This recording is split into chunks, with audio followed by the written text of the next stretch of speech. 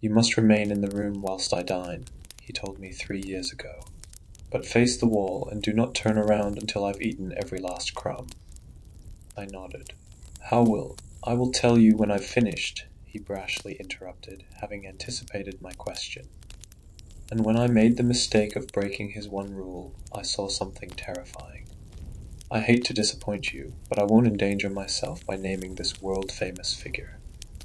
I've been lying low since February, praying to never cross his path again. I moved from Los Angeles to Toronto, put more than 2,000 miles of deserts, mountains, and woodland between that man and me. Yet I still feel watching eyes upon me. Every single day, I fear that he hopes to silence me before I spill his secret. That's why I won't tell you to run from LA. Nowhere is safe from him. Instead, I'm hoping that putting this story out there will give him no reason to silence me. You're all about to learn the truth, so he'll have to tread carefully in the future. Right?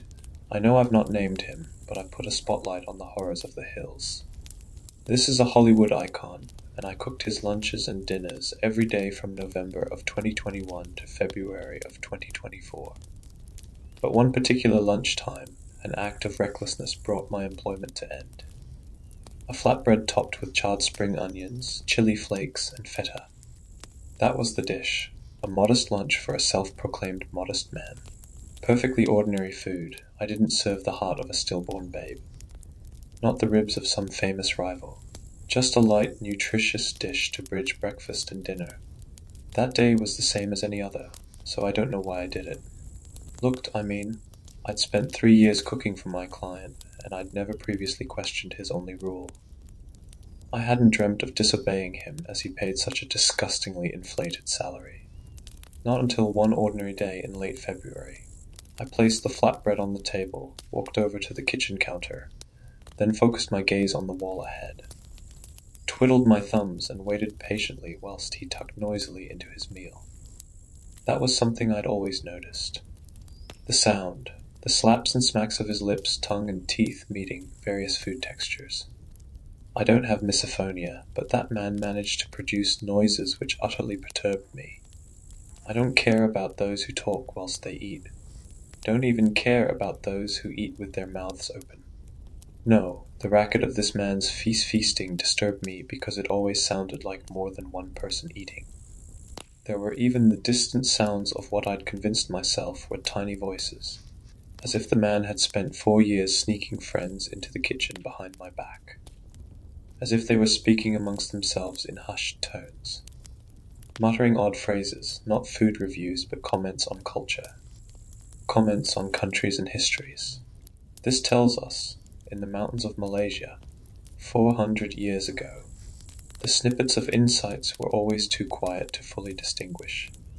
Of course, it was the wet sloshing and smacking that stole most of my attention. I tried to make meals that were drier, in the hope that this would lead to quieter munching. I served yogurt, risotto, and so on. No matter what I attempted, the sounds never lessened. And I knew that this was no mean-spirited joke. He wasn't sharing a meal with hidden guests. Though I certainly wouldn't have been the first woman to find myself at the receiving end of his bizarre antics. Believe me, over the years I'd considered numerous scenarios in my head, but none of them felt right. None of them warmed my chilled flesh whilst that awful man ate, so I eventually broke. Something came over me. Madness, I suppose, born of years working in a draining environment. All for a healthy heap of bucks. Well, I'd passed my threshold. The money no longer mattered. I had to know. I turned away from the wall. The man at the kitchen table was not eating. Not in any human sense of the word. The sides of his face had opened like the skin of a tangerine, revealing neither hidden tissue nor bone beneath. There was a crater within his skull. A crater into which he was shoveling torn strips of my lovingly cooked flatbread. The meal was not disappearing into a mouth. There was no mouth below the celebrity's unzipped face. Chunks of bread and toppings were washing over a dozen rolling eyeballs, each with a black sclera, a white iris, and a red pupil. Inhuman eyes. Eyes that were not consuming the food, but letting the broken fragments slide off their rolling surfaces as if absorbing the meal's secrets. learning something from it, and the flatbread did not disappear into the body below. It disintegrated in the black watery film coating those many eyes. I was too haunted to scream, but I'd already been detected. The celebrity stopped. His hand hovered, and those many eyes, coated in the dissolving crumbs of my meal, swiveled to face me. Then the man started to tremble violently, crushing the remaining handful of flatbread in the pit of his palm. I allowed my mouth to release a meek whimper as flecks of bread clattered against the china plate below. My eyes had already flitted towards the kitchen entrance and the lobby beyond it. The front door was in sight, and my weak legs carried me towards it. But the man did not need to stand to pursue me. He punched his arm forwards, and a long reptilian tentacle tore through his open palm, escaped from its prison of human skin, then shot across the kitchen towards me. I was already crossing the lobby as the lunging limb hissed at me from its black scales. I felt the alien arm's stale breath against my back, cutting through my t-shirt, as that man sought my flesh. Not to eat, but to wash over his many eyeballs. He wanted to soak me up, study me, and as I thought of all of the womanizing he'd done over the years, the many flings who'd come and gone, I wondered whether any of them had met that fate. I fumbled with the latch for an eternal second, flung the door open, and triumphantly made it to the porch. But the fine prick of a sharp limb caught my spine as I stumbled onto the driveway, instantly stained my shirt with a staggeringly large pool of blood. Yelping in agony, I pushed onwards. Pushed across the driveway, scaled the fence, and ran through the streets of Beverly Hills. I remember little of what followed. Barely remember how I ended up in Toronto, in all honesty. I know that I abandoned everything. My home, my friends, my family, and my life. In spite of that, this nightmare isn't over. For months, I have felt something watching me. I'm convinced. Just as I'm convinced that this celebrity eats more than people food. I will handle my own breakfasts, the star firmly told me back in 2021. I replied, "Are you sure I make a mean? You would not want to cater to my morning needs," he half growled. At the end of the day, this is about more than getting the truth out there. More than, hopefully, protecting myself from him. This is a cautionary tale. No matter how good the pay, do not become any celebrity's personal chef in LA.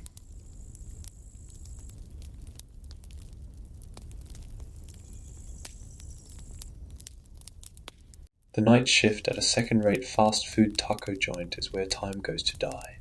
Minutes take hours and hours take years. There are only so many times a person can fill the sour cream and guacamole guns in one go without wanting to put them to your temple and pull the trigger. Would it kill you? No. Would it make a mess? Absolutely, and what a godsend that would be. It would give you something to do. Mas Tacos was in the Bentwater Corners, a small suburban strip mall with little to no foot traffic. Every store here was the generic version of something more successful. Like a copy, it never looked as good as the original. I told friends Bentwater Corners was the island of misfit toys. It surprised me we stayed in business at all. We were located between Burgers Ahoy, another also-ran chain restaurant, and the confusing Bank of Chester. I don't know if someone named the bank after a founder or a city named Chester, and it was never explained to me. In the 5 months I worked at the taco shack, I'd never seen a person enter or exit the bank. Hell, I'd never even seen anyone use the ATM, not even to pull out drug money. My school schedule forces me to work late nights. I'm there from 6 in the evening until around midnight or a little after, depending on how much cleaning we have to do. Often I'm in my car by 12:01. Like I said, we're never busy. After our dinner rush of about 6 to 15 people, we have nothing but time to kill. We clean and prep, and once that's done, we double and triple check our work. If we still have time, the entire shift takes turns fucking around on their phone while keeping an eye out for Mary, our manager. I didn't mind Mary. After years of being a stay-at-home mom, her divorce suddenly threw her back into the workforce. Sometimes she acted a bit harried and cracked the whip, but she was also understanding. Mary wasn't the ogre some of my fellow co-workers made her out to be. She was the boss and had to do boss things occasionally. Those actions often flew in the face of people trying to do as little as possible and still stay gainfully employed. Most nights I worked with the same crew of miscreants. They were an eclectic bunch, but we all got along. It's like soldiers in the army. You're thrown into a foxhole with whoever, and end up bonding over your shared trauma. Most nights it was me, an aspiring rapper named Doug, aka the Dogfather, Jenna, a social media influencer in training, and a rotating cast of new hires. This night the new guy was a pale, goth guy named Reggie. If you ask me, Reggie isn't exactly a goth-sounding name, but who am I to judge? Tonight, while we were going about our normal Dodge Mary routine, I heard Mary let loose a string of curse words from her little office that'd make a sailor blush. I took this as a cue to put my phone away and pick up a mop. As I was ringing out, a frazzled Mary came rushing up to me. Her face was panic-stricken and slightly pale. Something was wrong. Jill, my asshole ex, just called. He was letting Jeremy play Superman at home. Superman? She sighed. I could tell this had been a point of contention before. The asshole ex lets him jump off the top bunk into a pile of pillows. Anyway, Jeremy landed on his arm funny, and the asshole ex thinks he may have broken it. They're off to urgent care right now. I have to meet them there. Of course, I said. Should we close up, or... I can't close early. Mr. Adamian would kill me if he found out we did, she sighed. Can I trust you to close up the shop tonight? I can give you the alarm codes and keys. Her face was pleading as intensely as her words. I saw the worried mom look in her eyes, and my heart softened. Of course, go be with your kid. Oh my God, thank you. I owe you big. It's family stuff, no worries. She gave me a quick hug and whispered, I can't trust anyone else. You're the only one here going places, present company included. Not true, I said, smiling. You're going to be with your baby. She gave me a friendly smile. Thank you. You're a hero. She ran back to her office to gather her things. As soon as she was out of sight, Doug sidled up to me. He nodded toward Mary's office. What did live, laugh, love want with you? I grinned. She put me in charge for the night. Doug laughed. Fuck, dog. This whole place is going to go up in flames then. Shut up, I said, punching his arm. How come she picked you? She should have picked me, he said, frowning. I laughed. I couldn't help it. Doug feigned offense. Shit, if I ran this place, I'd have us going toe-to-toe with Taco Bell in 2 weeks. People be beating down the doors to get our sopa de awesomeness and sombrero taco boxes. Ah, and once I launched our new mascot, Mr. Taco. Shit. We're rolling in dough.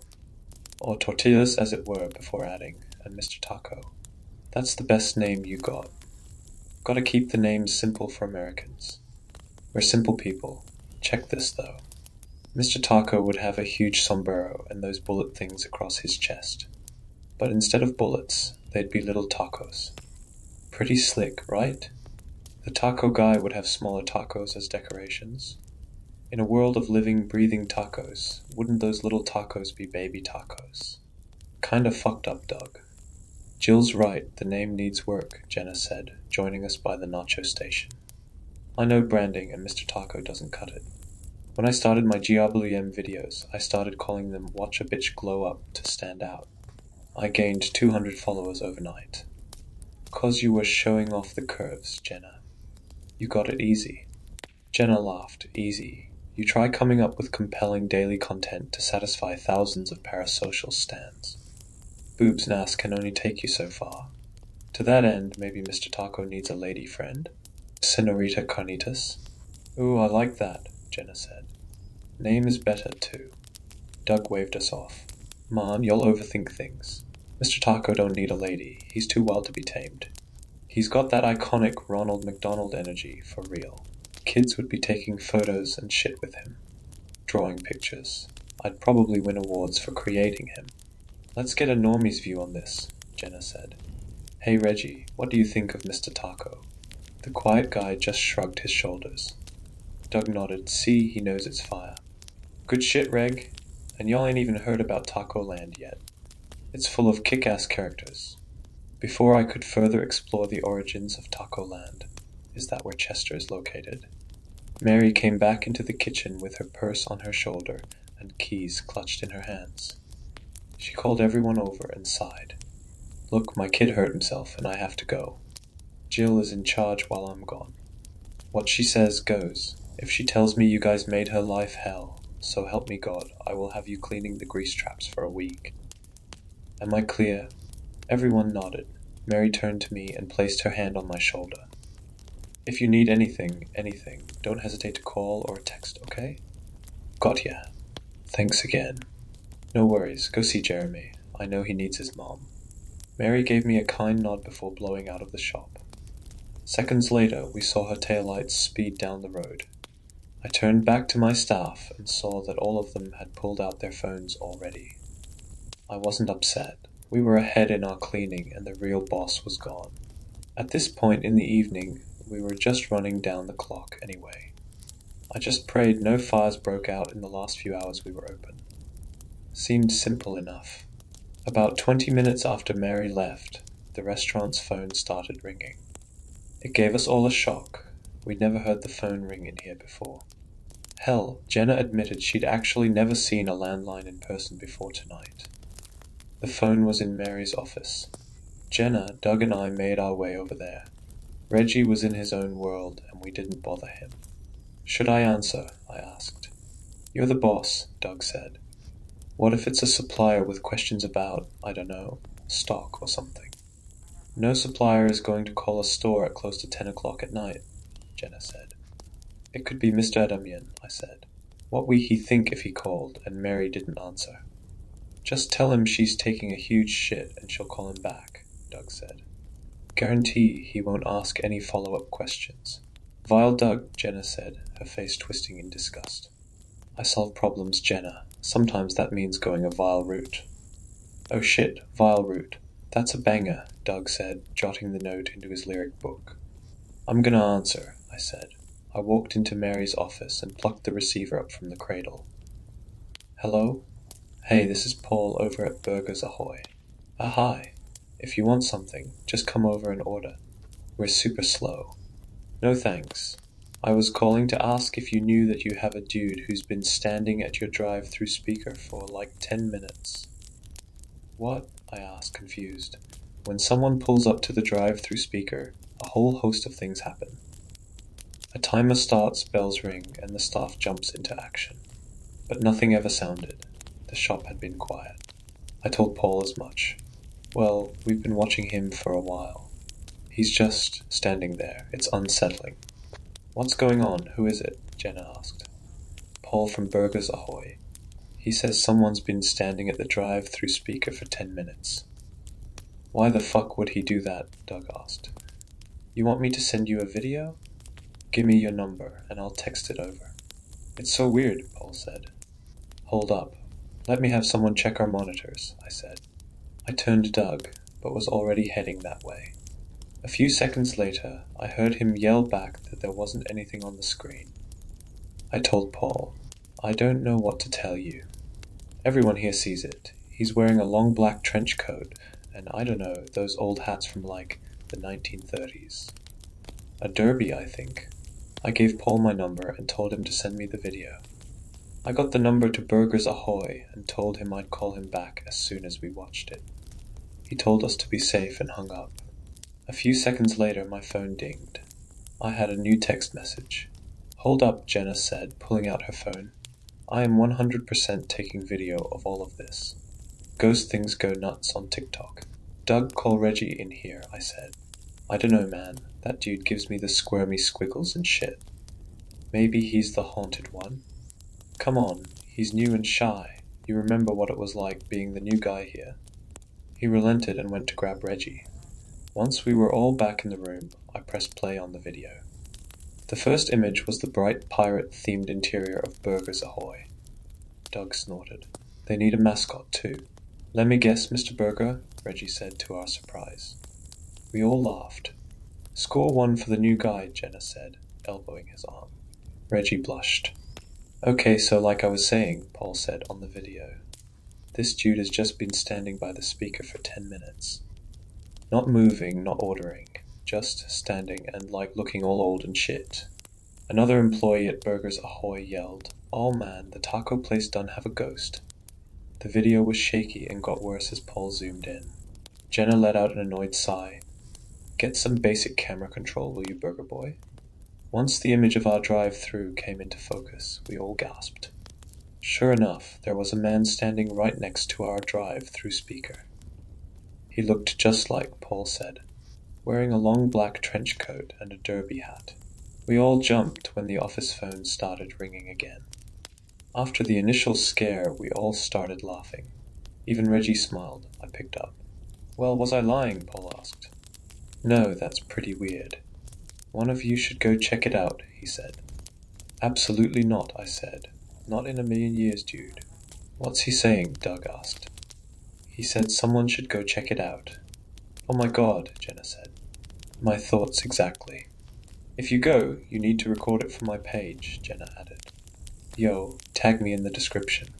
I'm Thadog Father too." "There were two Thadog Fathers?" I asked. "Yeah, and the fake Doug Father got 0 bars." "Do you want me to go out with you?"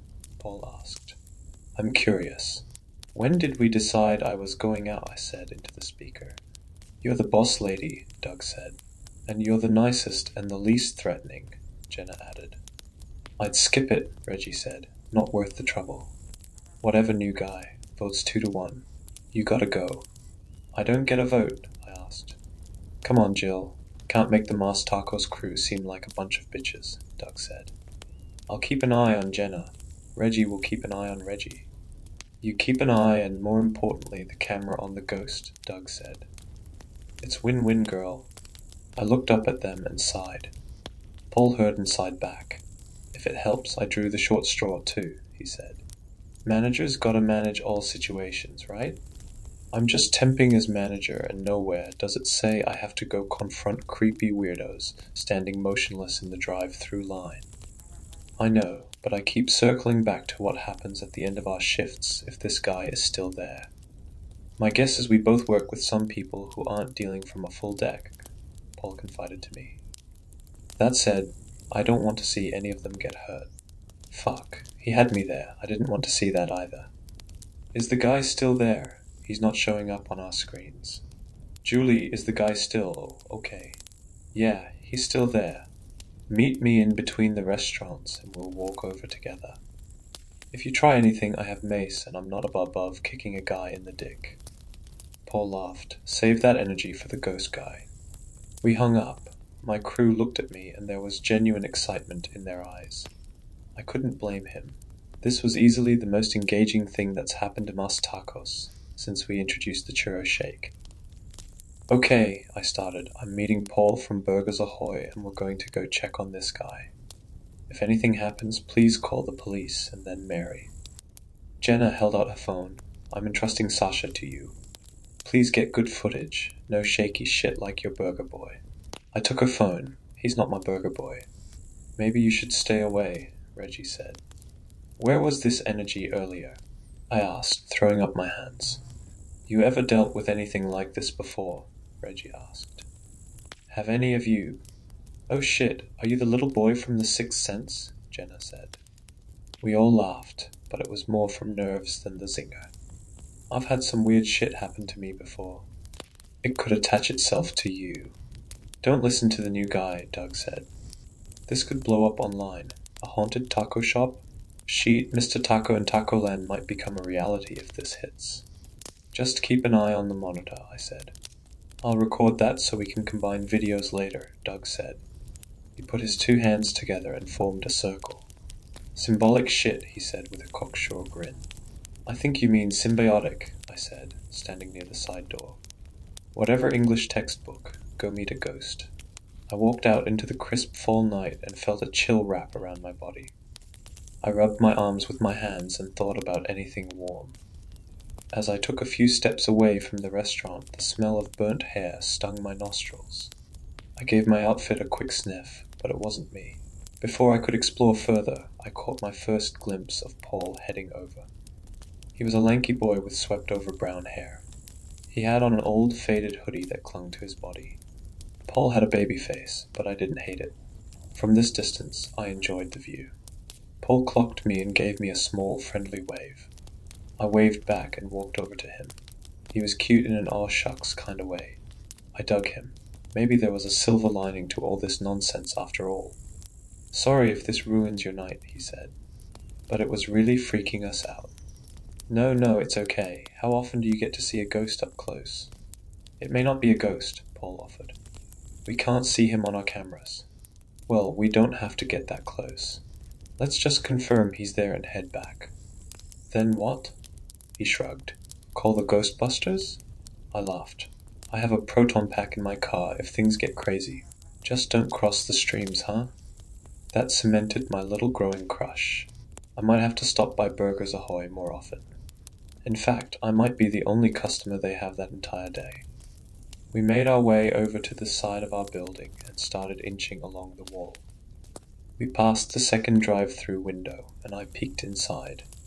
Jenna, Doug, and Reggie were watching me on the security cameras. I remembered to pull up Jenna's camera and pressed record. I aimed it at Paul. "Paul, do you have anything to say before we encounter the dead?" "Yes, Jill. Please buy me a churro shake after this. For my troubles." I laughed. "If we survive, I'll give you one, free of charge. I don't think Mr. Adamian will appreciate you giving stuff away. I gave a homeless guy an unpicked up DoorDash order once, and he threatened to fire me." I stopped walking. "Wait, Mr. Adamian owns Burgers Ahoy and Mas Tacos? That man sure knows how to pick 'em. We all have faults, me. I like bad horror movies. Mr. Adamian, the man loves failing off-brand fast food franchises. Maybe the Bank of Chester is funding his addiction. Where is Chester, anyway?" "I thought it was a person," I said, excitedly. Before we could continue our back and forth, an electric popping sound filled our ears and the entire strip lost power, plunging us into darkness. Out of instinct, I leaned against the building, trying to hide. Paul joined me in hugging the wall. "What the hell?" he whispered. I don't know." Bang, bang, bang, someone beat on the glass of the drive-through window. I let out a scared yelp before I reached my hands up and snatched it back into my throat. Someone pulled open the window. It was Doug. "Doug, what the hell?" "Jill, the power went out." "I know, you scared the hell out of me." "We saw the ghost. It looked just like your burger boy said it did." Jenna yelled from behind him. "Burger boy," Paul said. I ignored him. "Where did you see it?" "On the drive-through screen." He looked at us before the power went out. "What?" "He looked pissed off," Doug unhelpfully added. "Fantastic," I whispered. "Is everyone okay?" "I'm chilling." Jenna was freaking out, but she's okay. "And Reggie?" "Huh? Yo, reg the sledge, you feeling okay?" Reggie didn't respond. Doug yelled again, but the result was the same.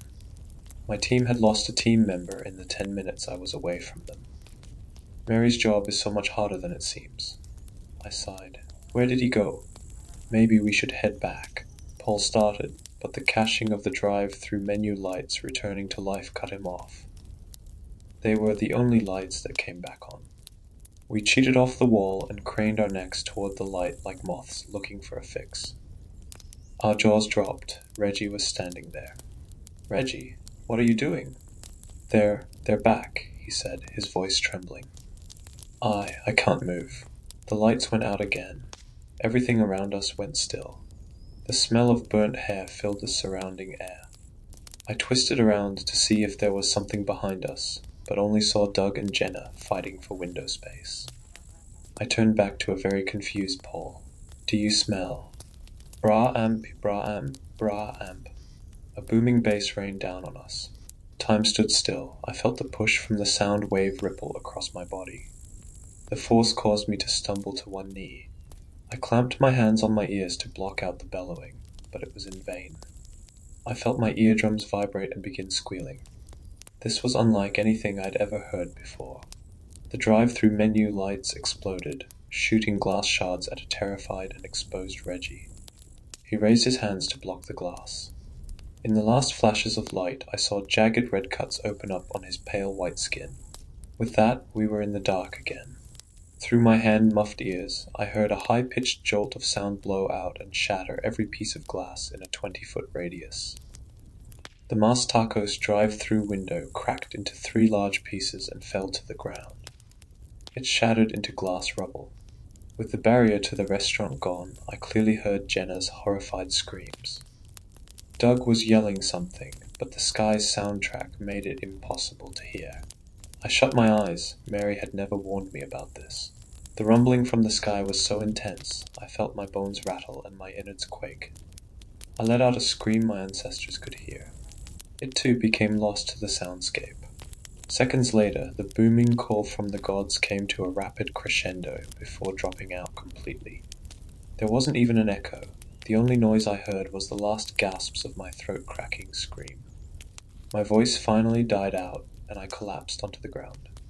I couldn't find my breath and panic quickly set in. In a flash, I sat up and gasped for air like a dying goldfish. When I finally captured my foe and took several huge gulps. Once I avoided death, I threw up my dinner. I remember seeing an ant near the pile and thinking, well, dude, that should set you up for the year. When I finally got my wits about me, I pushed up and got to my unsteady feet. I noticed Paul had also collapsed to the ground. He slowly stood up and shook away the cobwebs. It didn't work. His eyes looked wild and shock froze his face. His mind had cracked like a tree zapped with lightning. He was trapped under the trunk. Panic was setting in. I reached out and grabbed his hand. It was clammy and cold in my grip. We locked eyes and I started speaking, but nothing came out. My voice was shot. I coughed to clear my throat. Nothing happened at first, but when my body remembered to make saliva, it cleared up the alphabet jam in my mouth. "We're alive," I croaked out as I grabbed his shoulders. "I'm here and we're alive." His eyelids lowered, and you could see his body purge the fear from his system. Beads of sweat covered his face, and he wiped his brow with the back of his free hand. Both hands were shaking. I remembered I was still holding him, but instead of letting go, I gave him a slight squeeze, reminding him he wasn't alone.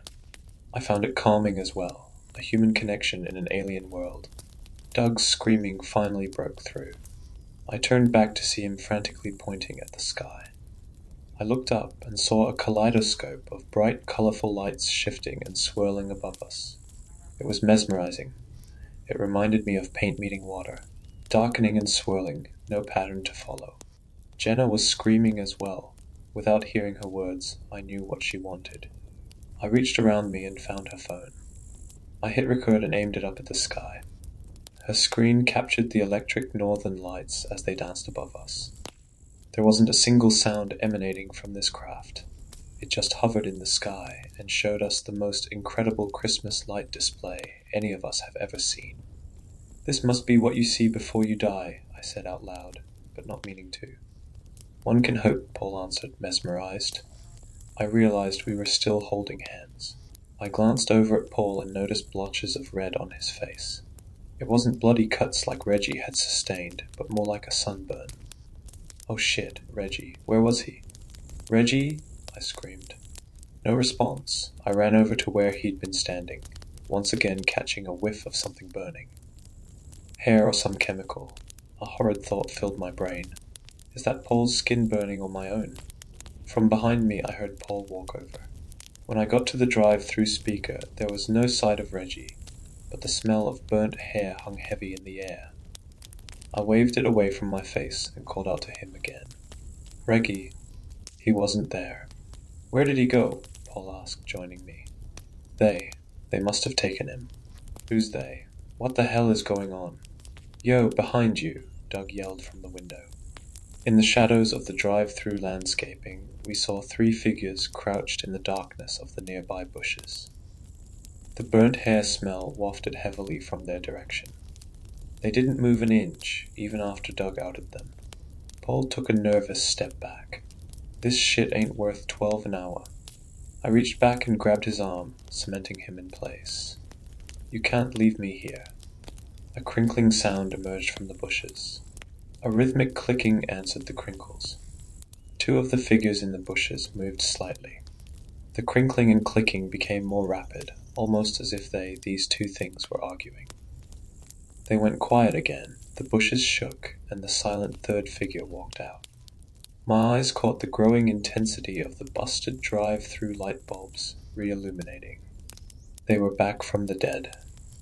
The shattered filament emitters provided enough light to expose what this thing really looked like. It was the Derby Man. Up close, what we assumed had been a ghost was, in truth, an actual creature. It appeared to be a man from the 1930s, but it was impossible to distinguish any specific facial features. It was an unfinished drawing. From afar, it was a person. Up close, though, that melted away. It hit the right notes, sure, but the song was off. At that moment, the idea of the uncanny valley came crashing into my frontal cortex. We fear things that look like us, but aren't us. This thing wasn't us, not at all. Paul reached for my hand and found it. We didn't move. Hell, we hardly breathed. The Derby Man took another step toward us. The closer he got, the more abnormal he looked. His face shared the same swirling watercolor paint that was saw in the sky. I remember thinking, why was he dressed like Philip Marlowe? In a flash, I wondered if the last time these things were here was during that era. His clothing would have blended in then, but now made him stand out. He came back, assuming he could mimic us, and discovered we'd changed. "The fuck is this?" Paul asked, his voice wavering. He tightened his grip. The thing before us chittered and crinkled as if it was responding in a tongue neither of us knew. It took a step toward Paul, and I felt his body brace to run. I squeezed his hand, a subtle reminder we were attached. "Don't make any sudden movements," I cautioned. "We don't know what they want." The Derby Man stood in front of Paul. It looked him up and down. It reached into the pocket of the trench coat and pulled out a small handheld device. At first blush, we both thought it was a weapon. Then a puff of smoke burst out and settled around us. It smelled like burnt hair and freshly cooked donuts. At any other time, these two concurrent smells would repulse anyone. But at this moment, they smelled amazing. My body relaxed, the tips of my fingers and toes went numb. I had to remember to squeeze Jenna's phone tight, or else I would have dropped it. Oh my god, I still had her phone. It was still recording. I swallowed hard and tried to not let on that I was doing anything clandestine. I wasn't sure what I had captured up to this point, but I knew that Jenna's follower count was about to swell like a tick on a sleeping dog. The creature twisted its hand, and a glass lens appeared. The Derby Man punched a few buttons, and a red horizontal laser shot out the front. Paul flinched, but stayed put. The laser scanned him from head to toe, and then winked out. The Derby Man crinkled, chittered, and clicked at us. Maybe it said something profound, but I'll never know. It sounded like birds in the woods to me. Seconds later, the Derby Man shook as if seizures gripped his body. It ripped off the clothes it had been wearing. Its body wasn't human, he was a Ken doll. Paul and I both took a few steps back, wondering if this thing was going to explode. Would it attack? Kidnap us like it had Reggie? Instead, the tearing of flesh filled the air. Rips opened up across the watery painted face and down his human-looking skin. Blood spurt from burst-open veins. That's when it hit me. It was shedding. The husk landed on the cement with a wet slap. Seconds later, the lump of blobby skin dissolved into nothing. We turned our attention back to the creature. The bloody pulp moved around, and a new form emerged from the ether. It looked exactly like Paul. The thing chittered again. His voice had deepened. They pressed another button, and the musky donut smell dissipated. My mind cleared, and the terror I'd been feeling rushed into the void. The two beings that had been hiding in the bushes emerged. One looked strikingly like Reggie. The other like me. My body went liquid, and I started to faint. I stumbled, but Paul caught me before I split my head open on the road. The two human puppets joined their pal in front of us. The smell of burnt hair was overwhelming. They clicked and chittered for a minute before another ear-splitting boom erupted above our heads. A flash of white light above us was so intense, it made our little section of the strip mall look like noon. I shut my eyes and covered my ears again. The ringing boom ended as quickly as it had begun. I opened my eyes and beheld a new world. It looked like ours but felt changed. Uncanny Valley, I thought. I'd laid eyes on something I wasn't supposed to see, and I felt like I was waking from a long, detailed dream. The figures were gone. A naked and befuddled Reggie was in their place. He didn't look injured, save for several minor cuts on his arms and face. I noticed an intricate pattern of 7 triangles across his thigh. At a glance, I thought it was a tribal tattoo, but then I clocked they were scars. 6 were old, and the 7th was oozing blood. It clicked in that moment that Reggie had seen these guys before. He'd tried to tell me earlier, but I wasn't hearing what he had been saying. I ran to him and shook him. His eyes fluttered open, and he looked at me in a haze. "Are you okay?" I asked. It happened again, didn't it? Though Paul was struggling with what had happened, he had enough sense to peel off his hoodie and hand it to Reggie. "You look cold." Reggie thanked him and put it on. "I'm sorry I brought this onto you all." "What happened?" "They always come back." Jenna and Doug burst out of the door and rushed over to us. They were both jabbering, but it came at us as another wave of noise. Over it I heard Doug rambling through all the things we just experienced, and Jenna begging for her phone. I felt it in my hand. Without thinking, I handed it to her. "What the hell?" she said. "What?" I finally asked. "Nothing recorded. It shows a file but says it's corrupted." "They do that," Reggie said. "I've never been able to capture them." "Well, that sucks," Jenna said. I gave her a look, and she softened. "Sorry, Reggie, here. I grabbed you a towel." We only had hand towels. It didn't cover everything but the important bits. We helped him up off the ground and formed a little wall around him to give him some privacy. "Oh shit," Doug said. "The fuck happened there?" He was staring at the Bank of Chester. A thick layer of raised black soot decorated the bricks. The soot formed the same pattern that was marked on Reggie's thigh. The spaces between the pattern appeared washed out, as if the sun had faded the stone. "Mr. Adamian is going to be pissed," Doug said. The fury at what Mr. Adamian might think was the last thing on my mind. Doug approached the wall to touch the soot, but a stern yelp from Jenna stopped him in his tracks. "What if it's poisonous, idiot?" "True," he said sheepishly. They helped escort Reggie back into the restaurant. Paul and I stared at each other.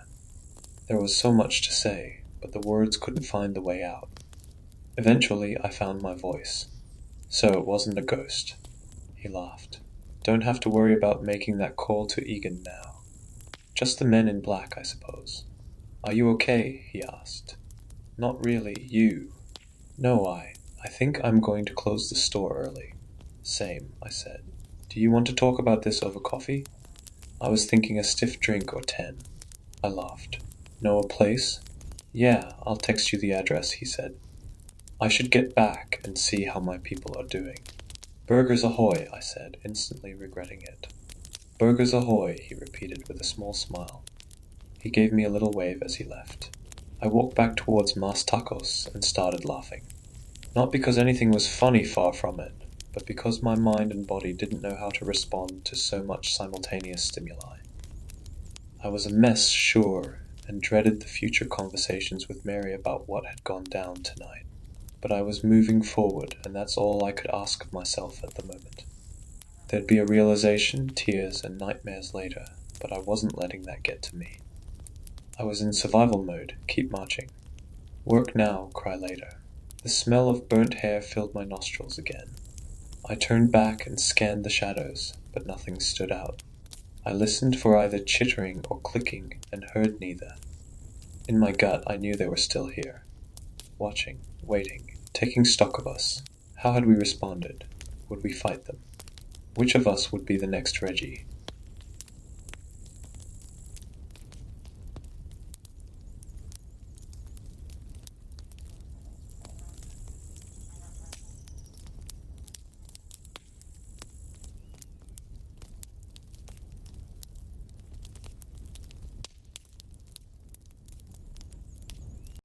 They've been down there too long. I keep telling them they just need them to come upstairs, to leave that cramped, dark room of packed dirt and come into the light. We all need to leave this place while we still can. I'm still clinging to the hope that it's not already too late. Did you know that in Connecticut, sellers aren't required to disclose that a death occurred in a home unless you submit an inquiry in writing? I sure as hell wasn't aware, not until after we'd already moved in, until it was already too late. I wonder if whoever buys this place after we're gone will think to ask. I did later learn that the realtor regretted selling to us, that if he had known our situation, he never would have shown us the place. I can't help but imagine what our lives would have been like if we'd never bought the small fixer-upper off of Lakeshore Drive. That's all moot now, of course. If it weren't for the price, we'd never have looked at it in the first place, especially since it had been a foreclosure.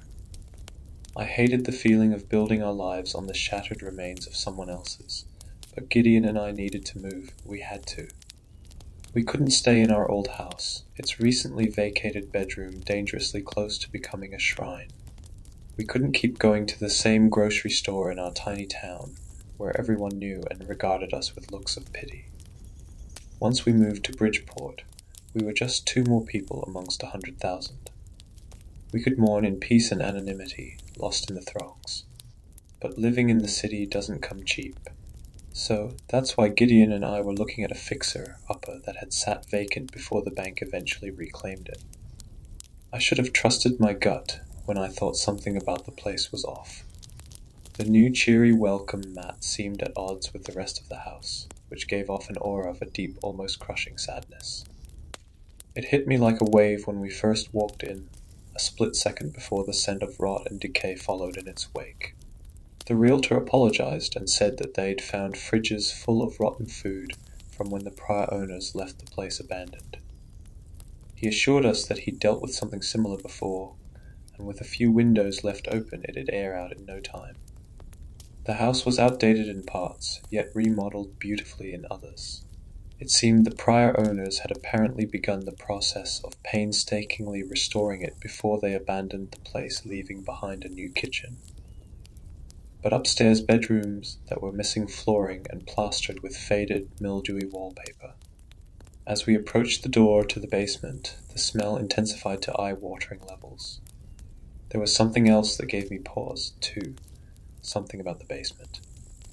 The space was cramped, all unfinished dirt floor and exposed brick beyond the small area that had been set up for a washer and dryer.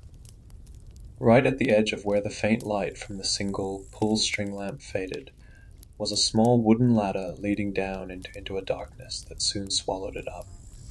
Despite the realtor's best attempts at leading us away from it, I found myself subconsciously drawn to it, unaware I'd even approached until I was standing at the edge. What's down there? I felt that wave of sorrow and longing the closer I got to the packed dirt floor leading down to the blackness. Nobody. For a brief moment his salesman's smile slipped off of his face, and after an awkward silence he quickly added, "Just a crawl space." The smile was back. Just a little extra storage space.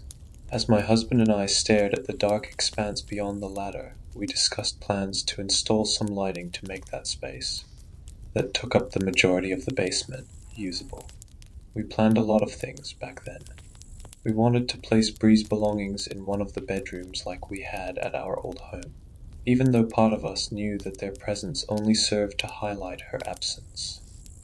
But the rooms upstairs were a mess riddled with holes through the subfloors, mold behind the walls, so we reluctantly agreed we needed to complete the renovations before the space would be usable.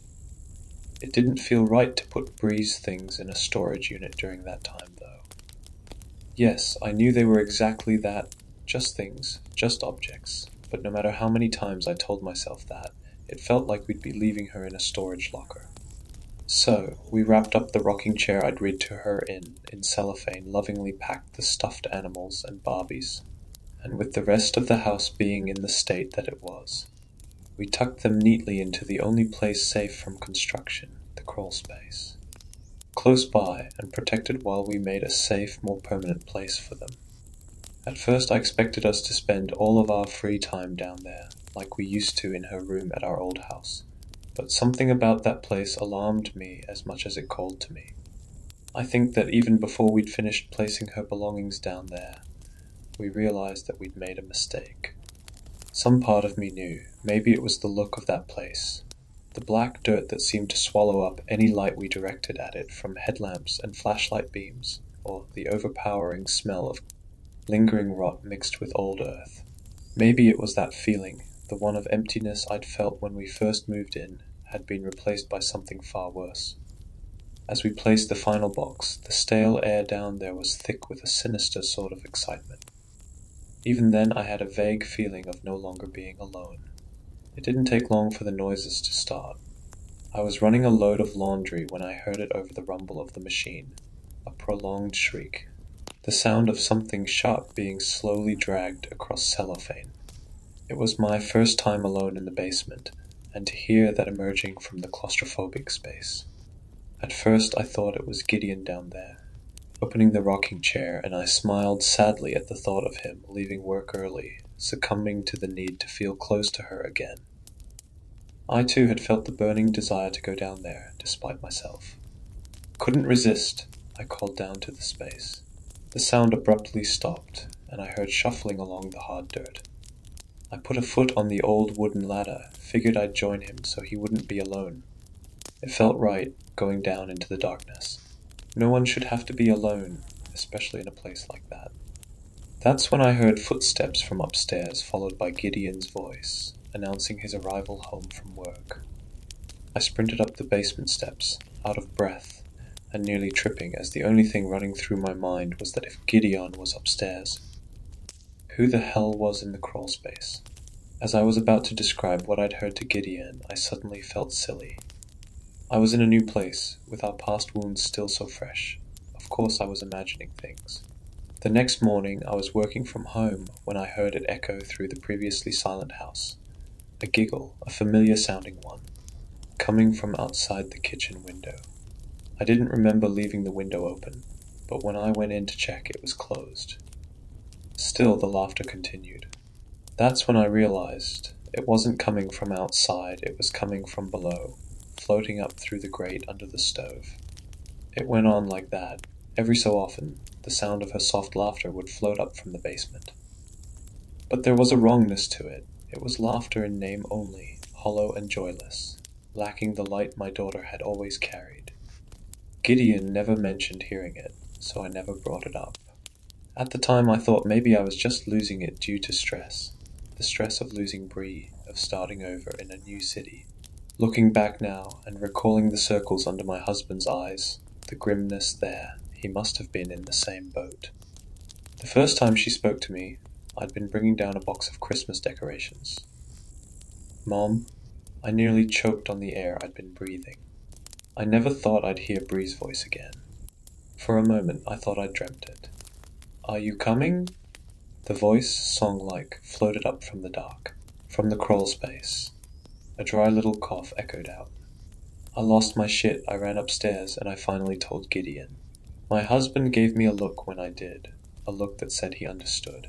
And if what I needed from him in that moment was to go into the basement and duck into that dark little crawl space so he could tell me everything was okay, then he was going to do it. The little room was pitch black as I followed him into it. All of our attempts to install lighting down there, temporary and otherwise, had failed, and the dim glow from the single bulb in the basement was swallowed up before even descending the ladder. We clicked on our flashlights. I wondered if he too had heard the sound of something moving across the packed dirt that echoed out seconds before we directed our beam towards the darkness. The sound of scurrying. Gideon gasped, and a moment later turned to reveal what he'd seen. A blanket has been placed across the hard dirt, one of Bree's, adorned with smiling characters from her favorite animated movie. Stuffed toys were strewn along it, a single book lay open off to the side. I didn't even need to see the impression left on the blanket to know that someone had been sleeping down there. Gideon shot me a questioning look. I didn't open the boxes, I whispered. He stared into the empty space for a long time before he nodded absent-mindedly. Insisted we leave the house, call the police to seek out whoever had been living in our home. It was a long night. We gave statements to one officer as the other searched the home. I don't know what was worse, when the first officer said there was no evidence anyone else had entered the house, or when the second officer stayed back to speak to me in hushed tones. "You've lost someone." I nodded in surprise, even though it was a statement and not a question. He leaned in. "Whatever you think you hear down there, it isn't real. Nothing good could come from a place like that. You've been in the crawl space? I got called to do the wellness check on the Mikowskis, and..." He stared off into space for a long moment before he quickly shook his head, as if trying to escape from his own thoughts. "Well, I found them. They were down there. The Mikowskis." It took me a moment to place the name as that of the prior owners. I'd seen the name on some mail we still received for them and brought back to the post office. "What were they doing down there?" I asked, even though the look on his face had me questioning if I truly wanted to know the answer. "They weren't in a position to tell me." He stared past me, towards the house. "There wasn't enough left of them. That night, I couldn't sleep. I dreamt of the prior owners who never left this place. I dreamt of Bree. I dreamt of the crawl space. I awoke to the feeling of eyes on me. Gideon was sitting up in bed, giving me a concern-laden stare. "We need to talk about last night. I don't think you should go into the basement by yourself." My response was silence, confusion. "You don't remember what you said to me," he whispered, as if he thought someone else could be listening. I shook my head. "That you wanted to go down there to be with her. That," he choked back a sob. "You didn't want her to be alone in the dark." My horrified expression seemed to mirror his own. "You know she's not down there, Nettie." "She never was." I knew that, rationally I did. "Then what is down there?" I've never seen my husband look more afraid than when he softly said, "I don't know." The longer I stayed away from the basement, the louder her laughter got, the more persistent the pleading whispers. When the hushed pleas turned to crying, God, I couldn't take it anymore. I had to go see her. "Are you coming?" the weak voice interjected between racked sobs. I found myself drawn to the sound, parental instincts still there, a mental phantom limb. I knew I made the right decision as I descended. Well, until I looked at her. Eyes glinted up at me from the well of blackness beyond, and the sobbing ceased instantly, like someone had flipped a switch. No baby. My mouth was dry as the rational part of me desperately screamed at the rest of me, reminding me I was not talking to my daughter. "I can't." I fumbled for my phone for the light, half expecting to see her staring up at me, big brown eyes wide, half afraid of what I'd see. As light flooded the room, I heard a soft movement, something wet sliding across the packed dirt of the ceiling. But I saw nothing. The little storage room was empty. As soon as the light went off, though, those eyes were back, regarding me from higher up along the wall, moving steadily downwards. Never once blinking or darting away from my own. "Please," her voice repeated. My stomach dropped as I felt a chill at my proximity to the thing mimicking my daughter's voice, something I'd apparently just caught in the act of crawling down the wall. "I don't like the dark," she croaked out. "That's what broke me. That's what led to my husband finding me broken down, bawling at the kitchen table." I begged him not to go back down, but he insisted. This was our home, he'd said. If we couldn't feel safe here, then where could we? So we went down into the basement, me with my phone light, and him with the emergency flashlight. It was bold of me to assume that the situation couldn't possibly get worse. By the time I'd descended the little ladder, he'd already walked into the room. He had his back to me, standing in the shadows. "Gideon, where's your flashlight?" "I turned it off. She doesn't look like I remember," he whispered. "Annette," he added slowly, never turning to look at me, his broad frame blocking whatever he was seeing from my flashlight beam. "Can you please go upstairs, pack a bag for us?" "But now, please," he begged, his voice calm in tone but shaky in delivery. He told me to leave without him if he didn't come back up within 10 minutes.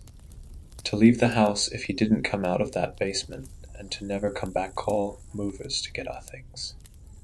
I nodded, numb. So I waited. I waited 10 minutes. 20.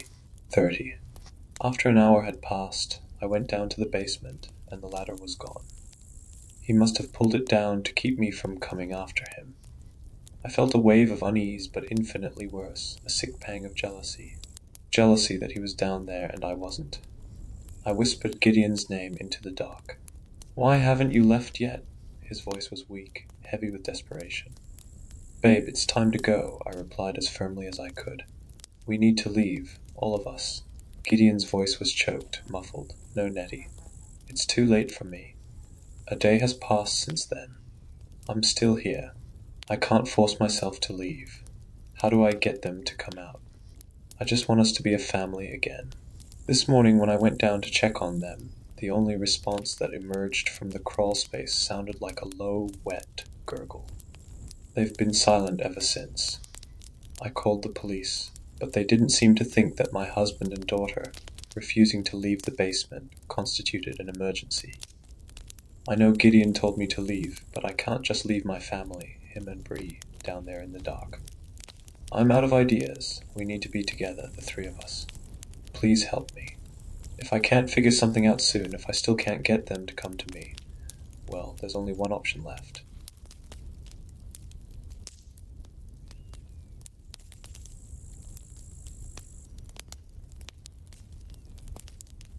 I'm writing this on a bus, coming home early from a frustrated trip. I can't stop thinking about what happened, and I feel like I need to share it with someone else. This year, a few friends and I decided to take a vacation together and go on a beach trip, planning to stay for about a week.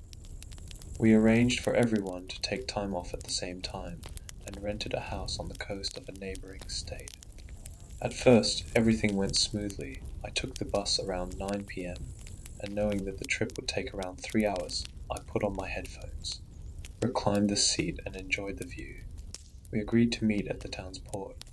At a certain point in the journey, the bus stopped, and the driver informed us he'd be making a brief stop in a town near our final destination. I went to a restaurant, grabbed some coffee and a sandwich, which I barely had time to finish before the bus started moving again. I was dozing off when I felt the bus stop. The driver turned off the engine, the lights came on, and the passengers began to get off. I quickly looked out the window to check that I was in the right place, and after seeing some containers, I got off too. That's when things started to get weird. As soon as I stepped out, I noticed there were no other passengers around, which felt odd since it had been barely 20 seconds since everyone had disembarked. The place I was standing in was just part of the road. It didn't even look like a bus stop, much less the port and bus station that my friends had mentioned earlier. The only sign of life nearby was a gate with a guard booth, and inside, a collection of containers and cranes that looked like a shipping company. When I tried to get back on the bus to ask the driver if I hadn't gotten off at the wrong stop, he had already left. I looked at my phone, paused the music, and checked the time. Midnight sharp. I called one of my friends to let them know I had arrived, hoping that this was the right place. No answer. I only managed to send a quick message. "I think I'm at the port," before my battery died. Apparently, listening to music for 3 hours straight was just too much for my old phone. With no idea what else to do, I approached the guard booth to ask for information. Inside was a woman who smiled when she saw me approaching. I asked her if I was in the right place and explained a little bit of the situation. "Ah, the port? Oh no, you're far away, about 5 miles, I believe, my dear," she replied with a big smile and a voice a little strange. I can't explain it, but the woman seemed off. Her skin looked different, in a way that I couldn't tell whether she was 26 or 62, and her voice didn't sound natural. At the time, I didn't pay much attention to any of this, but in retrospect, it seemed as if she wasn't human, but something trying to be human. "But if you want, you can go through here. James and I will take you to the port. Everything will be fine," she said while gesturing to a colleague who was near the gate.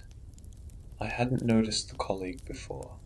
In fact, it's as if he appeared out of nowhere as soon as she called him. He came towards me with the same huge smile and strange skin. For some reason that gave me chills. Those two looking at me, piercing me with their eyes, and with that sinister smile, almost drooling, as if I were a dish from a 5-star restaurant. Something told me not to wait for this James guy to approach, so I walked away, muttering a goodbye. I couldn't see much ahead, just the road and the silhouette of vegetation on both sides of the asphalt. There were no street lights except one in front of the company, and likely none for the next 5 miles. I started walking, but I soon realized that it would be a long trek, so I raised my thumb in hope that someone passing by would give me a ride. And it didn't take long for a truck driver to pull up next to me. I got close to his window, and to my surprise, he didn't look right either. He was an older man, or at least I think it was because of his white hair, but he had the same strange skin as the woman and James I just met. He invited me into the truck, saying he would take me to the port in no time. Strange, because I hadn't even told him where I wanted to go. "Come on, kid, I'll take you there, you won't even notice. You can sleep if you're tired. Everything will be fine," the old man insisted. He spoke in the same strange, weirdly broken way as the other two. The chill I had felt before now intensified, and it went up my spine like an electric shock. I didn't even bother to say something to the truck driver. I just moved on, quickening my pace. He just stood there. From then on, I started to walk faster. I had a weird feeling, as if things weren't right, and what scared me the most, that something was watching me. I rounded a bend in the road and saw a broken guardrail and a crashed car beyond it. It looked like the accident had happened some time ago, but obviously the scene didn't help with my anxiety at all. The further I got, the more unsettling the place became. The air grew heavy, and I started to hear noises in the vegetation, twigs snapping, leaves rustling. I was getting exhausted from the walk, and my eyes were strained from trying to see in the pitch dark. After about 2 hours of walking just past another curve, this time forming a big S along with the previous one, a car stopped next to me. It was an old hatchback, probably from the 90s. I couldn't see much, but the car looked run down. At this point, I was obviously no longer hitchhiking, and my paranoia made me completely suspicious of whoever the driver was. And with good reason. "Get in, Alex, I'll take you to the port," he said calmly. "How do you know my name?" I shouted, desperate. "What do you mean, Alex? We all know your name." "We just want to help you. Trust us, everything will be fine," he replied, lifting his head and looking directly at me with the same massive, twisted smile as the others. Taking a good look at his face, he looked almost identical to the truck driver, like twins, both equally disfigured and weird. This team I ran like I'd never run before, without even looking back to see if anything was following me. I must have run for another 2 hours until exhaustion took over, and I sat down on the roadside. Everything seemed quiet and safe. Too safe. I opened my backpack to take the last sip from my water bottle when I began to hear them. Voices coming from the bushes next to me. At first, I couldn't make out what they were saying, but slowly I began to recognize my name being called. "Alex, Alex. Come this way, Alex. It's a shortcut, Alex. Everything will be fine, Alex." The feeling of safety soon turned to horror, and I went back running. The voices grew louder, more distorted, and when I inevitably looked back, my fears were confirmed. There was a creature chasing me. It was humanoid, but with disproportionate limbs and a bizarre skin, as if it were imitating human skin, which writhed and twisted. And it was smiling at me. That thing came closer, initially walking slowly, but picking up its pace towards me. I ran awkwardly, totally consumed by fear, crying and screaming, the creature chasing, obviously faster than me, at one point getting close enough to touch me. And it did. It put its hand, bony and cold, on my shoulder. As I fumbled to get away from its grasp, I tripped and went rolling. The thing came after me, opening its mouth, revealing rotten and missing teeth, kneeling down in my direction. I've never been a fighter, but at that time some kind of instinct came over me.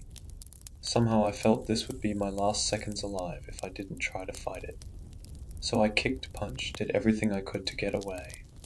After a few blows to its head, the creature seemed to recoil for a second, looking at me with a twisted and broken smile, mixed with an expression of confusion, as if it didn't believe that I could defend myself like that. To be honest, I didn't believe it either, but that single moment was enough for me to get up on my feet and start running again. I soon encountered the first streetlight in what felt like years. As I got closer, I saw the sea, containers, docked ships, a lighthouse in the distance, and a small group of people. It was the port. I stopped running, but was still paranoid and anxious, so I avoided contact with anyone. Looking behind me, at first I saw nothing besides the darkness of that god-forsaken road, but squinting my eyes, I could barely see that pale figure, standing still, staring directly at me. For some reason, it had given up on chasing me after I've entered the light. Then I saw the bus arrive, and exactly the same passengers who were with me got off. Soon I also saw my friends approaching. They were drinking and laughing, and when they saw me, they ran over, shouting and cheering to celebrate my arrival. One of them tried to talk to me, asking me why I was looking terrible, sweating, dirty, and shaking. I just lit a cigarette, walked with them to the house, a few blocks away, and told them that I was extremely tired and needed some sleep. When I got there, I left my things in my room, plugged in my phone to charge, and went to take a shower. There was a clock in the hallway, and giving me one last moment of terror, it showed 12:05. The next day, my friends woke me up asking about what had happened the night before, and why I seemed so scared. I tried to tell the story, but obviously no one believed it. Some said I was lying, or that I was smoking some really good stuff. I even opened Google Maps to show where that company was, where everything had supposedly happened, but to my surprise, I couldn't find it. There was no S-curve on the road. In fact, the road between the town where I stopped to eat and the port of the town we were in was completely straight, well lit, and without companies, gates, or containers. There was even a gas station halfway through, which I sure as shit didn't see last night. Amid all the jokes and questions, one of the people in the room, who I didn't really know, approached me and said, "Relax, Alex, I think you just had a weird dream. You're with us now, everything will be fine." He broke into a giant smile as he said those last words in a distorted way. At that moment I ran up the stairs, grabbed my backpack, and went straight to the port to wait for the next bus, without saying anything to anyone.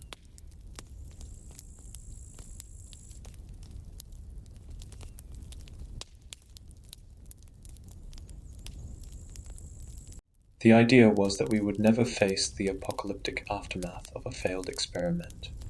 They would. But when that world end ended, something came back with us. Like each of you, I joined this agency for a reason, to advance our species, Director Stefan Blom announced at the monthly assembly. Mankind must experiment to avoid stagnating, but we are rarely permitted to do so. We are constricted by bumbling bureaucrats who care only about preservation, conserving the status quo. They fear change, fear what it might mean for them. They do not understand that we will die if we do not take risks, which is why we owe our lives to Dr. Gerard Weston. Our esteemed physicist has found a way to pursue experimental projects without upsetting politicians and militaries. His latest achievement, the Weston Tunnel, has created a doorway to another universe, one with a parallel version of our world. Earth 2. There, we will conduct our supposedly dangerous work without putting Earth 1 at risk. And our leaders will see, presidents, prime ministers, commanders. When we achieve results, they won't care about how we obtain them. They've never cared about their neighbors before, have they? Dozen Minus is a callous corporation in every universe, one linked to the British and American governments. Governments you might already despise in the public sphere, so you wouldn't want to know the dreadful things they do behind closed doors. Dozen Minus rarely conducts ethical experiments. Your leaders only care about money, and we only care about progress. Director Blom has only ever cared about progress, I should say.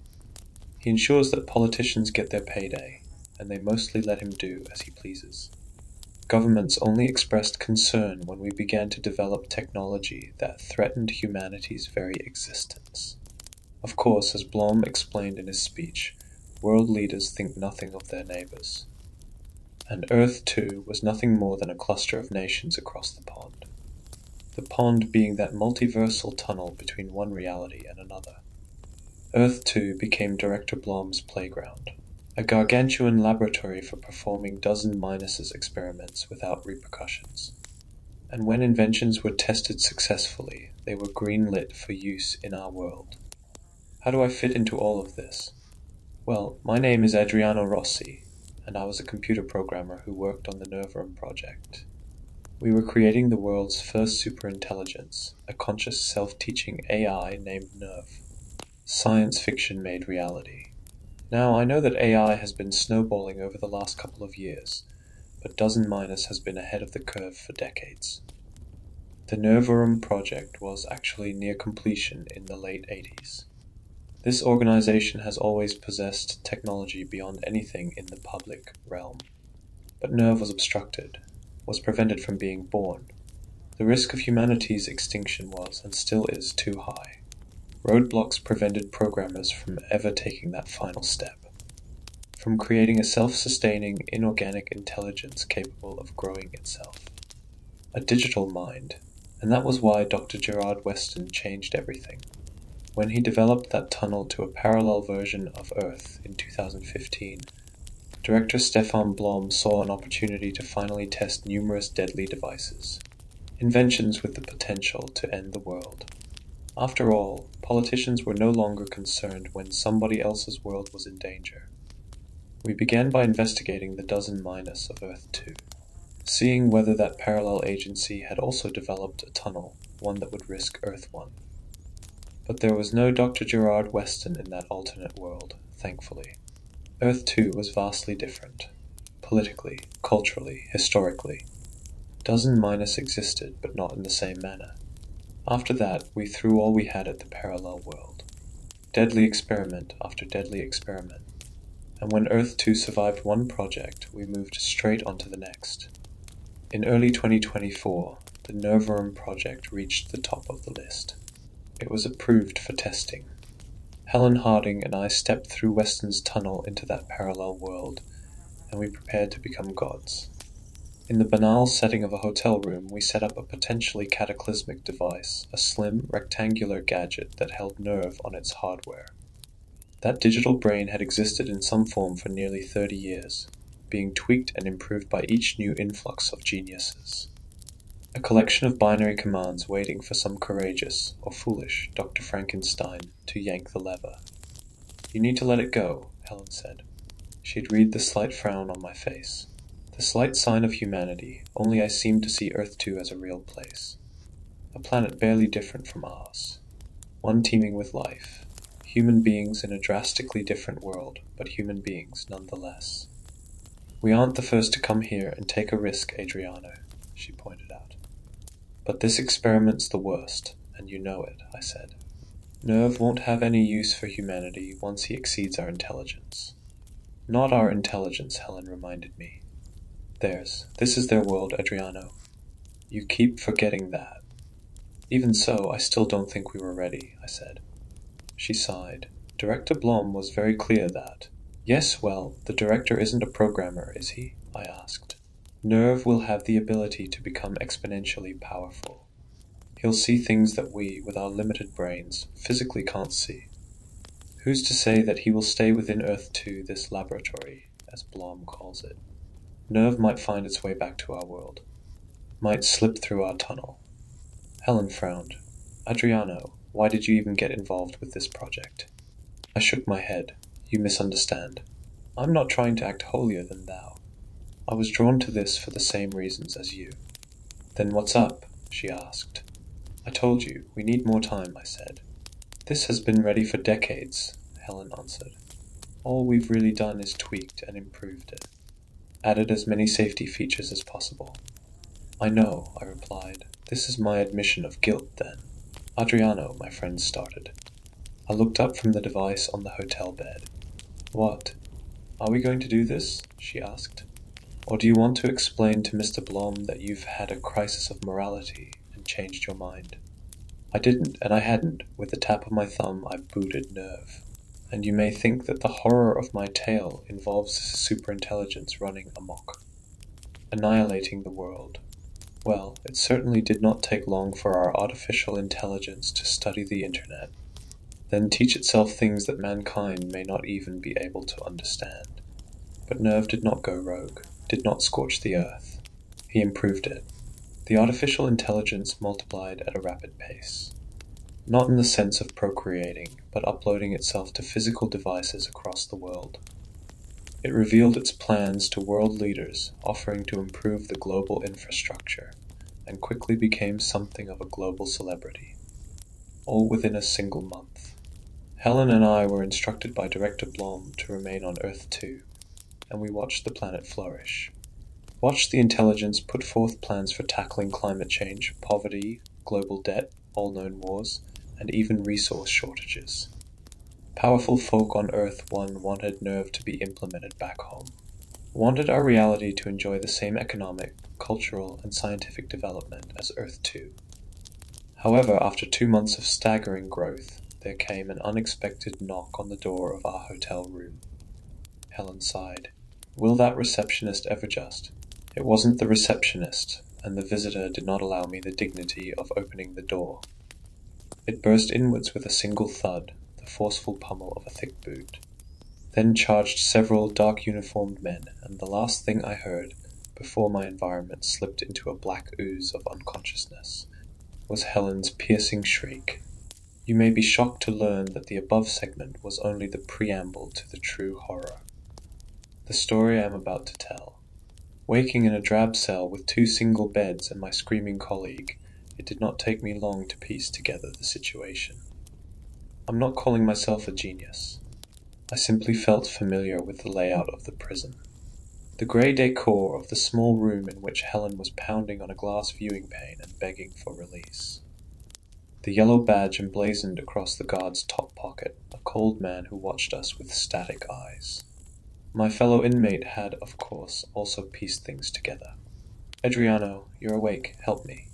You programmed these panels back home, didn't you? Helen asked, desperately fiddling with the screen by the locked door. Do you know how to unlock it? I rubbed my sore brow and climbed off the bed. I'll try, but this isn't our dozen minus Helen. Things are different here. I wouldn't do that if I were you, a voice interrupted. It did not come from the guard who observed us from the hallway.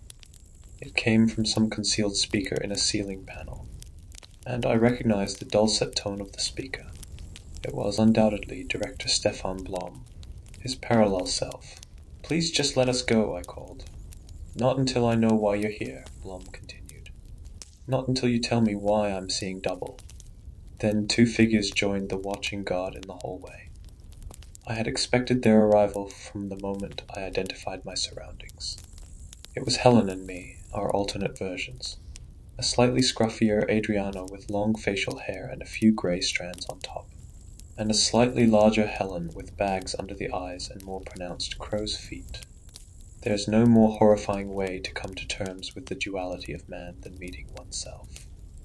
I wondered whether the haggard expressions on those parallel faces had anything to do with previous experiments that Dozen Minus had conducted on Earth too. Reckless tests that, whilst not world-ending, might have ruined life for the inhabitants of that alternate planet. After all, from the moment of arriving, I'd certainly noticed that the parallel world felt a little grittier and grimier than Earth 1. At least Nerve has finally improved this world, I thought. We finally made things better. That wouldn't last, of course. Who are you? Asked the parallel Adriano in a microphone outside the room. Calling him Adriano is still strange. He looked like me, but he wasn't me. He was the possibility of another life in another world. That was what I told myself to make it all feel less real. To make myself feel less culpable for the innocent lives that we had put in jeopardy by unleashing the artificial intelligence upon Earth 2. Don't tell him anything, my Helen whispered to me. We know that you're us, her other self said aggressively. We have eyes. We just want to know how you came to be here, my parallel self added. How did you enter our world? You've already shared one piece of technology with us. Why won't you share more? Let both of our worlds prosper.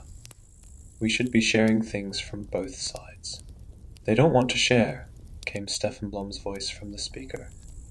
Nerve was not a gift to our world. It was a shot in the dark that, fortunately for us, did not misfire. And it wasn't the first time that your world waged war on ours, was it, Mr. Rossi? I paused for a moment, struggling to process the fact that there were two versions of Adriano Rossi. Two versions of me, my mind whirred from the impossibility of the situation and the head trauma inflicted by the hotel intruders. "Mr. Rossi," Blom pressed, "tell your other self the truth." "Either kill us or let us go," Helen screamed. "We don't work for you." "That isn't true," the director replied, a hint of giddiness in his voice. "And I would very much like to meet this other me. Though I'm certain if he shares even a droplet of my will, that meeting would not end well for one of us." "We should work together," the parallel Helen pleaded. "There are clearly many differences between our worlds. We may have things to teach you too. We've been here for years. We know all there is to know about your world," I said bluntly, eyeing the parallel version of myself. I resented him for some reason. A reason just out of grasp. It wasn't the disheveled beard. Not his weathered skin. It was something in that other Adriano's eyes. An emotion that was easy to discern. After all, he wore an expression that I was capable of wearing on my own face. The look of judgment. "It looks like you've got something you want to get off your chest," I said. "We've been your guinea pigs, haven't we?" my alternate self asked. I smiled. "It has nothing to do with you. This is about progression. It's always about progression. I'm sure it's the same with your man upstairs. I'd wager that Blom has the same cold heart in every reality." "Careful," the director warned. "We trial unstable things far from our world," I explained. "Somewhere that doesn't risk our world." "No, only ours," the parallel Helen whispered. "And I don't blame you," Director Blom said. "There's no need to keep secrets, Mr. Rossi. I don't seek revenge. I'm not looking to ruin your world. Quite frankly, I'm not that sensitive. I simply want a laboratory of my own. You understand that, don't you? Show me how to create a portal of my own. How to find a parallel reality to conduct our own experimental projects." "No," my alternate self interjected. "I want these invaders out of our world, and I don't want them to ever return."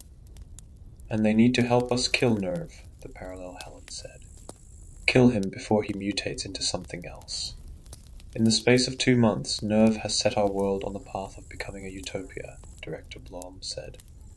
"Our multiversal guests may not have been intended for Nerve to be a gift, but happy accidents happen, Miss Harding." I could see my parallel self clenching his fists, halting himself from expressing his true thoughts to the unfeeling employer, whose disembodied voice filled that prison. Director Blom would have happily sacrificed every human on his own planet in the name of greatness. "Never mind a parallel one. Please just let us go," Helen whimpered. Our alternate selves wore soft expressions. They were eyeing us, their imprisoned versions, with great sorrow. Despite the untold differences between our two realities, they still inevitably saw themselves in our faces. "We should release them," the other Helen said. "They're not going to tell us anything. They're quiet today," Director Blom admitted, "but they might talk in a week." I knew that was no figurative turn of speech. Helen and I were promptly plunged into darkness, and we lived that way for days. Barely existed in a lightless prison cell, with nothing to do but scream into the nothingness of our cell. Lose our minds to existential dread. And the only thing to break up the monotony of each black day was a daily meal. However, the terror of that nightmarish cell paled in comparison to what followed. The sound of overheard rumbling woke Helen and me. The roar of more than something dreadful happening in the building. It was a tremor that seized the earth itself. Helen and I may have tried to look at one another for comfort. It was impossible to say in that darkened existence, and neither of us said a word to one another. We were either stunned into silence by fearful anticipation or unable to speak as the result of that inhumane isolation.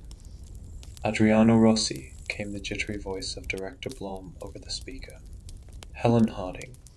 I only knew that the man hadn't abandoned us for a week, as he initially promised, because I'd counted 4 meals.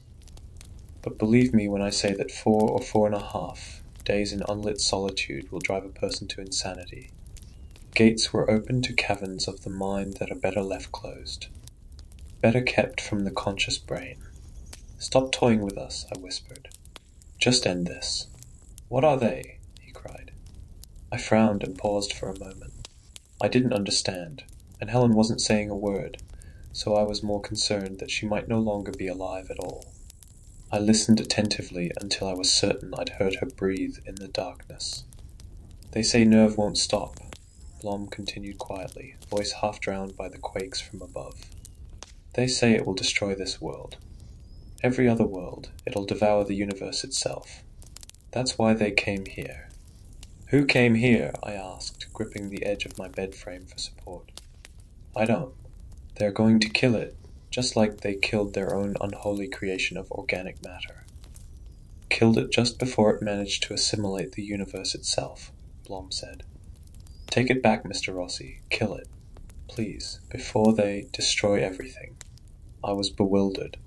I hadn't thought that the director could fear anything. They're going to exterminate us, Mr. Rossi, he yelled. Make sure we won't be around to create it again. I was on the verge of asking half a dozen questions when there came both a crash and a sliver of light from the corridor, the first light in 100 hours. Helen released a deranged moan of joy, sadness, and fear, all three in one. Then a torch beam bounced along the hallway and muffled footsteps followed. Two figures rushed past our window pane, then one swiped a card to unlock the door. Let's go, my parallel self, torch in hand, barked. Helen and I did not need to be persuaded, though our bodies were weakened by what we'd endured. The two of us waddled slowly towards the doorway, blinded by the relentless glare of the torch. We struggled to orient ourselves for a good minute, but our parallel selves didn't wait for us to realign ourselves. They had already seized our upper arms and shepherded us along the hallway, dragged us towards freedom. I recognized the corridors of the building's east wing. It did not seem to noticeably differ from Dozen Minus's headquarters back on Earth. Not until we'd reached the well-lit ground floor lobby. The building had a glazed front wall which stretched from one side to the other, and from the tiles to the towering ceiling. Through the enormity of those many connected windows, which formed the entire front face of the four-story building, I saw a parallel Birmingham. But that cityscape differed greatly from the one back home. The sky was painted with prickly, plummeting balls of dark blue, an invasion of color raining upon the earth. And through the thickness of that alien rain, I saw the outline of the city. Saw two skyscrapers leaning against one another like pillars in a house of cards. Elsewhere, buildings both tall and small either lay in ruins or released thick plumes of smoke into the sky. The city, quaking endlessly, was on fire.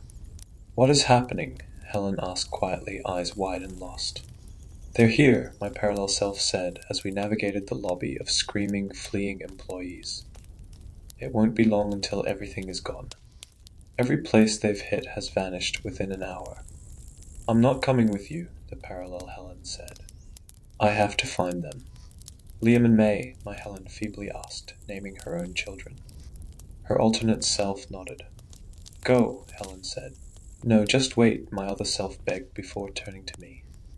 You're going to open that tunnel and take us with you. I scoffed. Don't even. We saved your lives, he growled. They would have killed you, and they still might if we don't leave before this world dies. Dies? Helen croaked. They came in the night, her alternate self whispered as she started to break away from the group. I have to go, Adriano.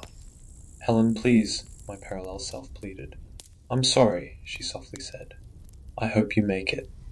Then Helen's alternate self merged with the scattering dozen minus workers and rushed through the front doors. Fuck, he yelled, looking at me with enraged eyes. You did this. You brought them too. We have to do it now, Helen told me, interrupting my other self's breakdown. Not until we get rid of him, I replied, nodding at my parallel form. Then came a blinding light and a cataclysmic boom from a mile away.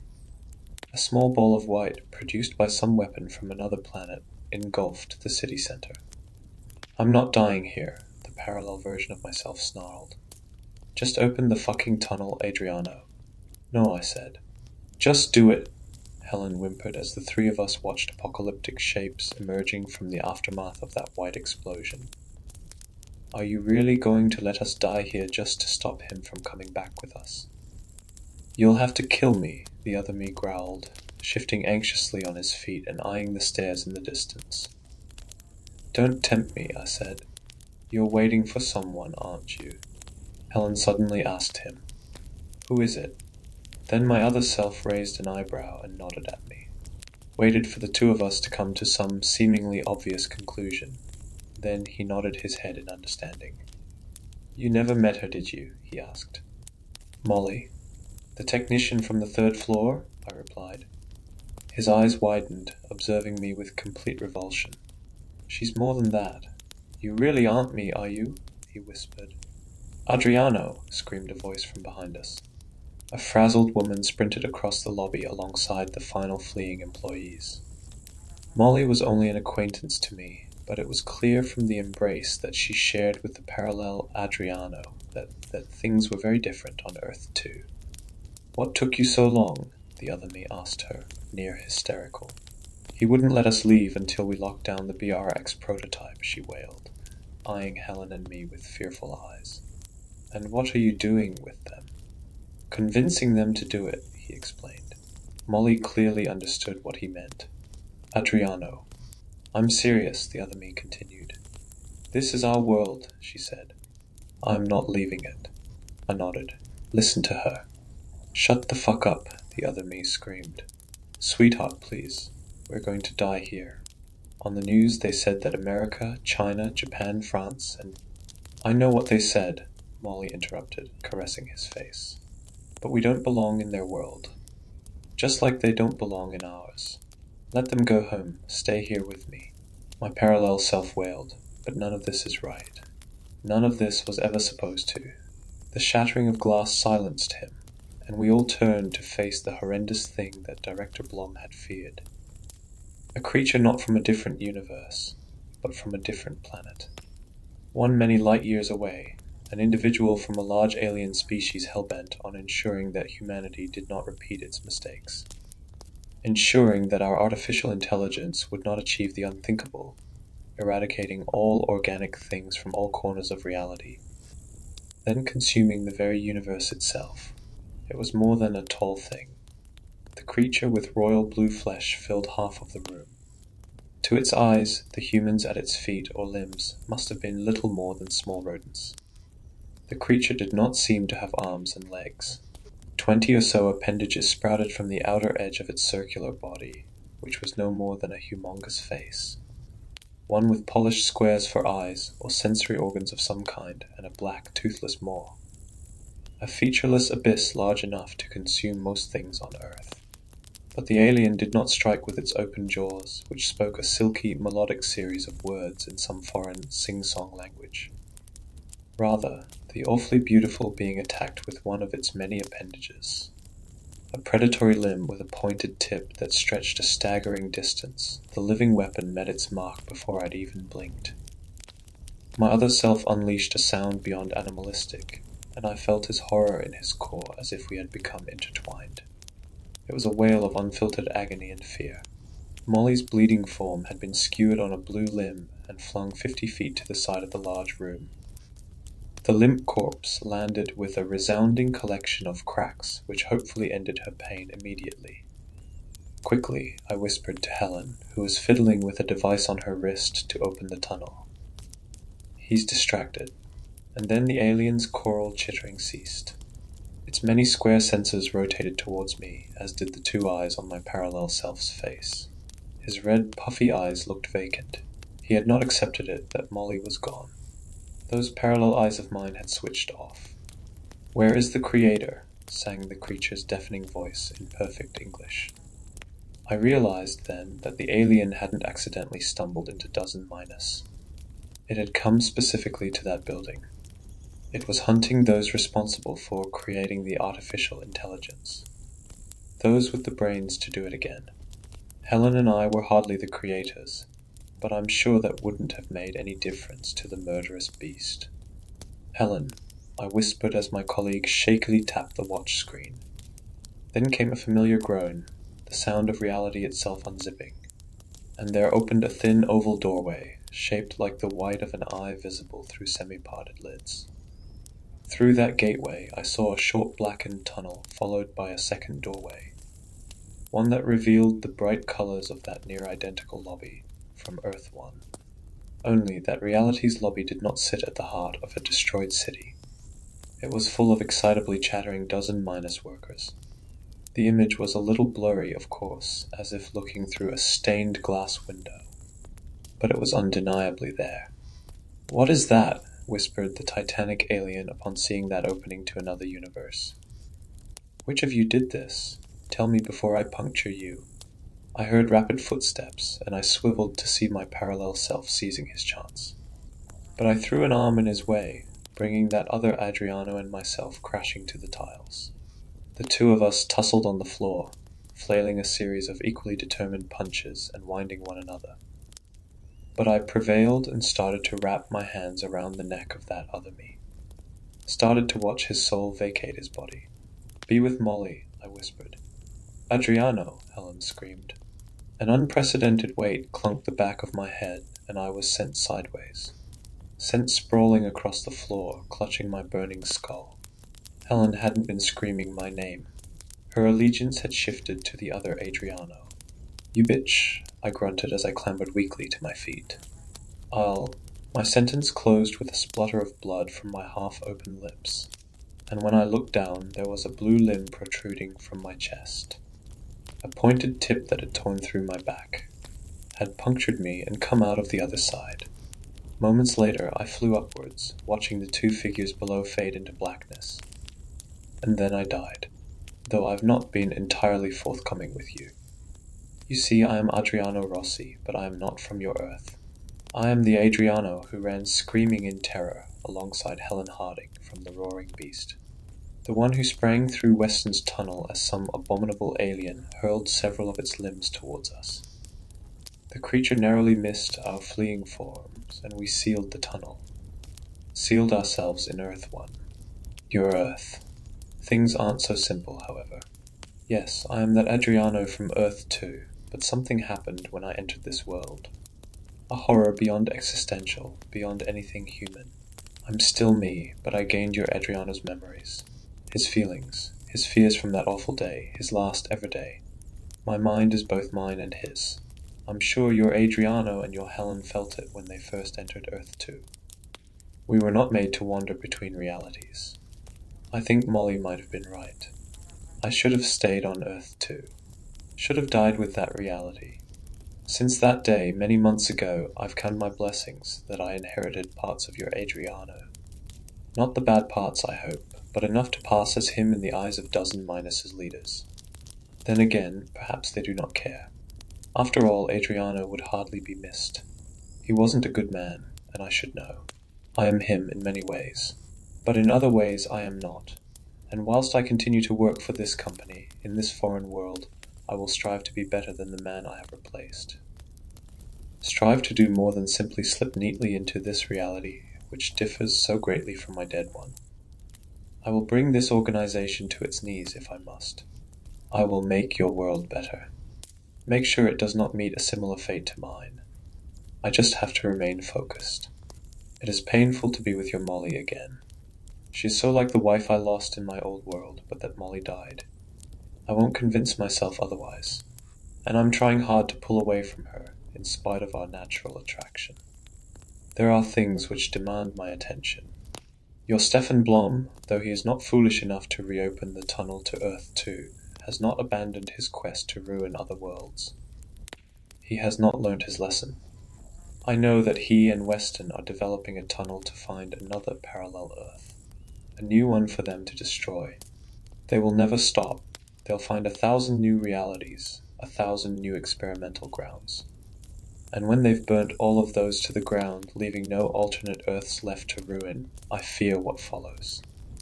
Fear that Director Blom won't hesitate to do what he most likely has always wanted to do. A terrible end that he will pursue simply because he can. The end of your world.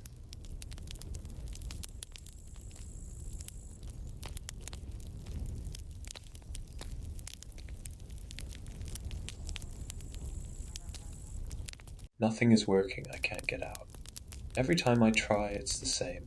I never should have been fooled by that damn flyer. Treasure, yeah right, I will be lucky to get out of this alive. It started with that weird paper I found on my car in the parking lot earlier today. It was some sort of flyer advertising. Trick or treat for treasure. Real gold, precious gems, and more. All yours for the taking if you are brave enough. Join us tonight at 5 p.m. 10/30/2024 at the Center Street Mall if you dare. Costumes mandatory. It seemed like some sort of event or contest.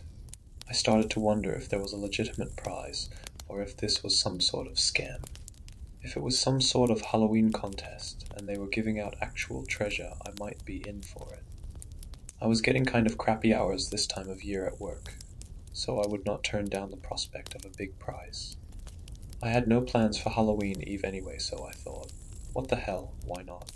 As I was reading the flyer and making my decision, my friend and co-worker Scott clapped me on the back and asked, "What are you reading?" I regarded him and showed him the flyer. "Some kind of contest, check it out. There might be a legit prize or something. We should go." He raised an eyebrow, but did not hesitate too long before responding. "Yeah, let's do it. Nicole might want to go too. She is always down to check out Halloween decorations and spooky shit, so she would love an excuse to go trick or treating." I will call her now. It was decided, and we went home to get ready.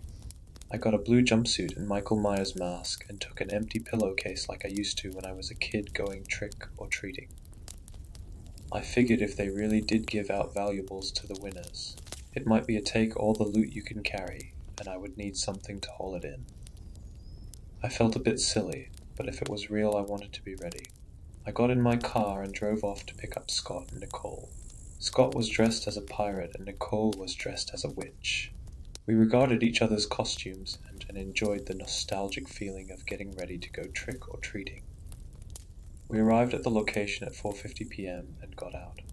I thought it was a bit strange since the Central Street Mall had been closed down due to a fire that destroyed much of the building. It had never reopened, but I guess somehow these people got a permit to host an event here. We found a few other people waiting there in costume, so at least we were not alone. I was looking around for some sort of event official to see if we should wait in a specific area. Scott and Nicole had struck up a conversation with two people wearing a ghost face and zombie getup.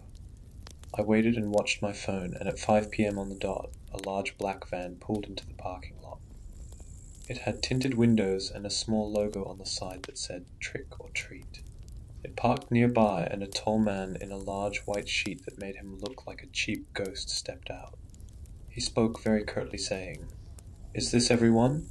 I looked around and saw a decent group of other people, and we all nodded in unison. He clapped his hands together and proclaimed, "Good, very good. Now a few ground rules about how this is going to work. The old stores in this mall have been converted into a haunted village. So we have a large group of makeshift houses with real hardwood doors, decorations, and everything. Besides the eye candy of our authentic set, they have something I know you will all be interested in. You are allowed and encouraged to knock at every door and trick or treat as normal. The gifts these tenants give out will run the gambit from cash to valuable gems, gold and silver. All of this treasure is real, I assure you. You are of course allowed to keep whatever you can take out." The group seemed excited and were about to cheer at the declaration, but the man in the ghost costume interrupted and held out his arm in a flourish and continued. "Now you might be thinking, what's the catch? Well, I'm glad you asked. Once you are in there, you will not be allowed out until you can find the main door's release switch. But I must warn you, it is well hidden. On top of whatever you can get with your trick or treating, if you are able to make it out, you will win a prize of $100,000. We all gasped when we heard the crazy amount of prize money. If they were willing to shell out that much to the winners, I was thinking that this was going to be tougher than I expected. The man in the ghost costume resumed his explanation. "Now you will not be alone in there. Besides the villagers, there is something else that stalks the shadows.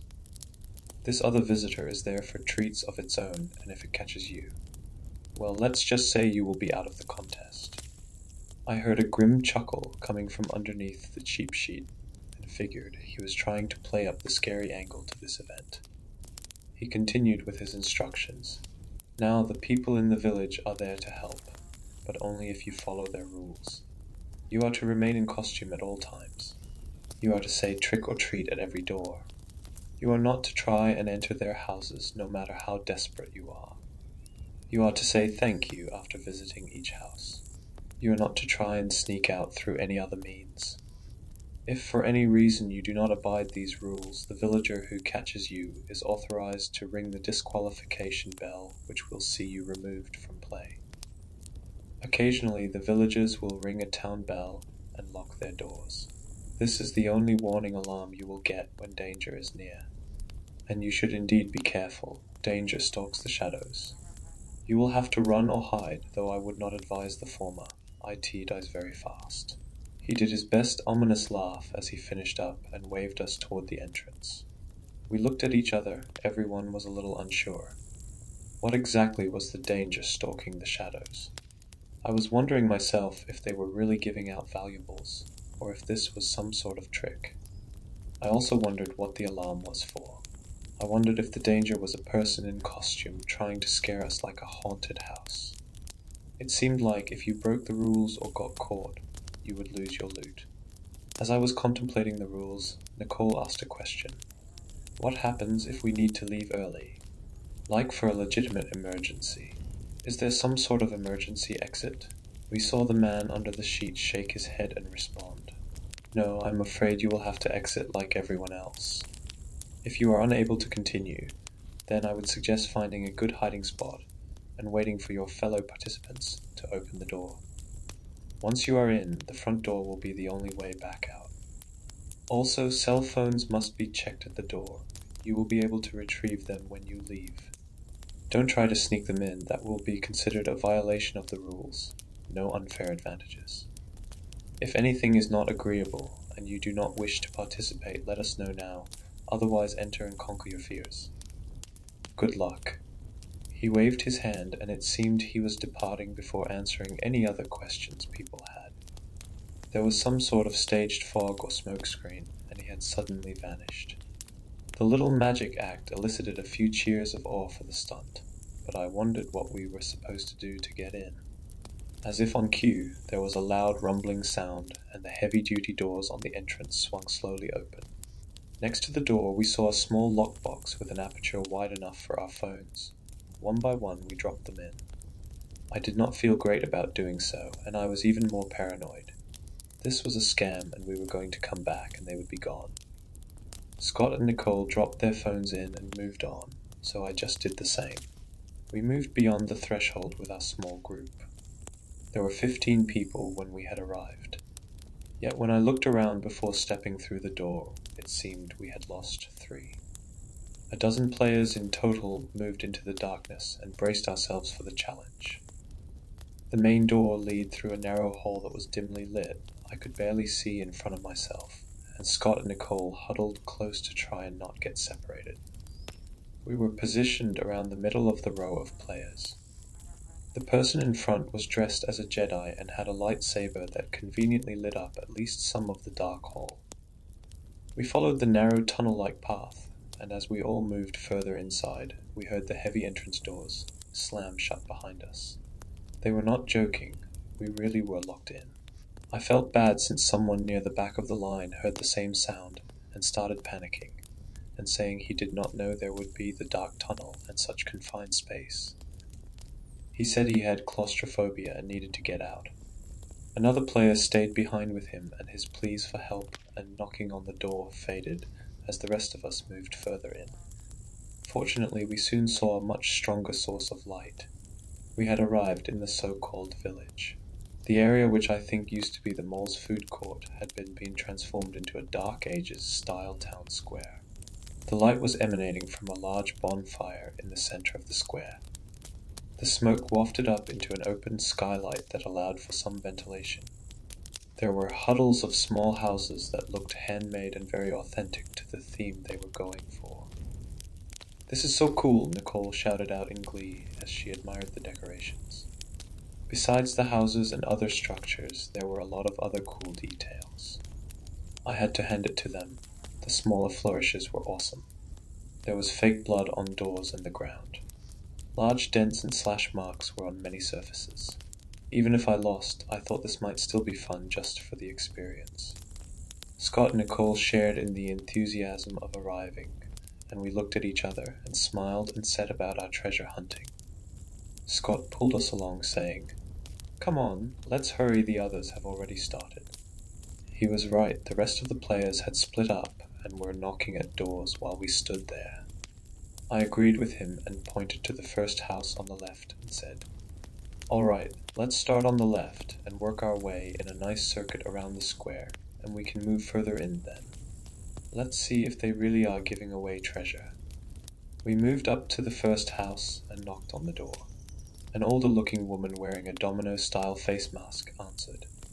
She looked at us and waited, and I couldn't believe I almost forgot on the first house. We all said it together.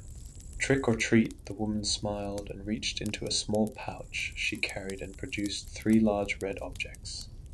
She dropped them into our bag, and I looked down and saw something I could barely believe. The treat was a gemstone which looked like an actual cut ruby. I could not tell, but based on the size and guess of the carat, it looked like it would run several $1,000s. Scott looked on in disbelief and asked, "Do you think this is real?" And Nicole's eyes widened when she saw hers and indicated, "I think these are real, holy shit, they were not joking. We gotta do more, let's go." We were about to leave, but I remembered a rule right before we got burned by it. I turned around and said, "Thank you." Scott and Nicole followed my lead, and after we thanked her for the incredible treasure, she closed her door and we moved on to the next house. We visited 2 more houses and were surprised and delighted by the offerings. The second house gave out gold bars which also looked completely authentic, and the third house was handing out folds with $1,000 in cash inside them. 3 houses in and we felt rich already. We eagerly moved on to the 4th house when we heard a bell ring and raised voices. It sounded like an argument and someone was shouting in the distance. We approached and saw a man dressed in a devil costume banging on a door to one of the houses. The bell chimed again from inside, and the man in the devil costume screamed, "No, it's not fair, I just forgot, I was going to say it. You can't kick me out. Come on, I need this money. This is bullshit, you can't just make me leave. I am taking this money, you can't stop me." He went on into an even worse tirade of colorful language, and it seemed like the issue was he had forgotten a rule and was out now. We watched on as he continued to rage. Suddenly another bell chimed in the distance, answering the first, and we heard a louder bell ringing from somewhere in the town square. This was followed by the sound of bars being placed on the interiors of doors and lights being turned out. Guys, we should hide. I think that is the alarm." Scott and Nicole nodded, and we found an area with a few crates next to the last house we had visited. The other players dispersed as well, except for the man in the devil costume, who kept pounding on the door of the villager who had caught him breaking the rules. The rest of the area became deathly quiet, and suddenly I felt a disturbing chill in the air and heard the faint rustling of something large moving nearby. I was wondering if the person in the stalker costume was supposed to bounce people if they broke the rules. We all watched on in our hiding places as the light near the house, and the man in the devil costume turned around and noticed the entire area was empty. "All right then, I will go, but I am taking the stuff I got so far, just try and stop me." He was not going without a fight. I wondered how they would handle someone disrupting the game. I did not have to wait long. A looming shadow appeared behind the man as he was bellowing his challenge. He paused and was just turning to face it when it crashed down onto him, and there was a blood-curdling scream, and he had vanished. The man was gone, and all that was left was a red stain where he had been standing and a fallen bag. I was impressed at how realistic it was. I wondered if some of the other players were plants and they were trying to help them put on a show. Other players hiding nearby were gasping out loud, and some were trembling in their own hiding spots. It was quite the show, even I was getting a little tense. As I was considering what was going on, Scott moved out of our hiding spot and crept toward the red stain where the man had been and whispered, "Mine now." He was quickly grabbing the contents of the man's bag, and a big smile spread on his face as he saw the gems and cash that he would be taking. I was concerned since I did not hear anything to indicate it was safe to resume. Then I heard that same rustling sound and saw the shadowy form appear behind Scott. Before I could issue a warning, it was over. He was not pulled up and away, though. Scott was hit from behind and fell on his face. The attack looked too real and sounded like actual impact and painful tearing. My immersion was broken, and I was suddenly very concerned. I went to check on him. I was not going to let some actors actually harm my friends or anyone else. I heard a disturbing gurgling sound and a horrible crunching and chewing, and then running. The town bell rang again, and the lights came back on, and the trick-or-treating could resume. Nicole and I went up to Scott, who had not gotten back up yet. We guessed someone would escort him to the exit since he was out. When Nicole touched Scott, he did not respond, and when she rolled him over, she let loose a haunting shriek. I looked down at what she had seen. Scott had half of his head removed, sliced clean off. He was laying on the ground dead. Warm blood soaked the area around his lifeless corpse, and I saw in nauseating detail the better part of his brain leaking onto the floor. I dropped my own bag in disbelief and horror. It was not just for show. They were actually going to kill us if we were caught. Nicole was still screaming and starting grasping at my arm, shouting that we needed to leave. I agreed, and we went back the way we had come from and sprinted to the main door. We heard screams from elsewhere in the village, and it signaled that others had realized the true danger and horror of what was really happening. We were not alone in our flight, and a couple in Raggedy Ann and Andy costumes were ahead of us and arrived at the door and started pounding on the massive gate, screaming to be let out. We moved up next to them and added our own chorus of pleas, but there was no response. My heart sank when I remembered that the only way to open the door was to find a well-hidden switch, no exceptions. I pulled Nicole aside, and she was near catatonic with fear. I tried to help her focus and spoke as softly but directly as I could. "Nicole, I know you are scared. I am too, but we need to get out. The switch, we have to find it. They are not going to let us out. We have to find the switch to open the door." She started to settle her breathing down and nodded her head and agreed. I know. Just, I can't believe they killed him. I can't believe they are doing this. What was that thing? How was it so fast? That can't be a normal person. It looked like a monster." She was starting to lose it again, and I told her, "I don't know, I have no idea. It does not matter, we need to find that switch to get out of here alive. Please, we need to go now." Nicole followed me, and I tried to convince the others by the door to help us search. They kept trying the door, and eventually the girl dressed as Raggedy Ann said, "Maybe it can't get us by the door. It is not here, it is near the houses. We are staying here. As soon as it opens, we are getting the hell out of here." I could not begrudge their fear, but I was concerned that it might not be that easy. We really needed all the help we could get looking for the switch. Yet they were determined to stay, so we moved on without them. We got back to the town square just in time to find new bodies and scratch marks dotting the area. The man Nicole had spoken with before in the ghost face costume was lying in front of one of the houses with his entire front torn open and large portions of his innards missing. The sight made Nicole and I gag as we discreetly moved past the horrendous sight. The stench of fresh death and the nauseating miasma of torn open and splayed out bodies was almost too much to handle. We moved on and began searching every nook and cranny in the central village for something that looked like a switch. After about 10 minutes of searching, our hearts sank as we heard the town bell being ringing again.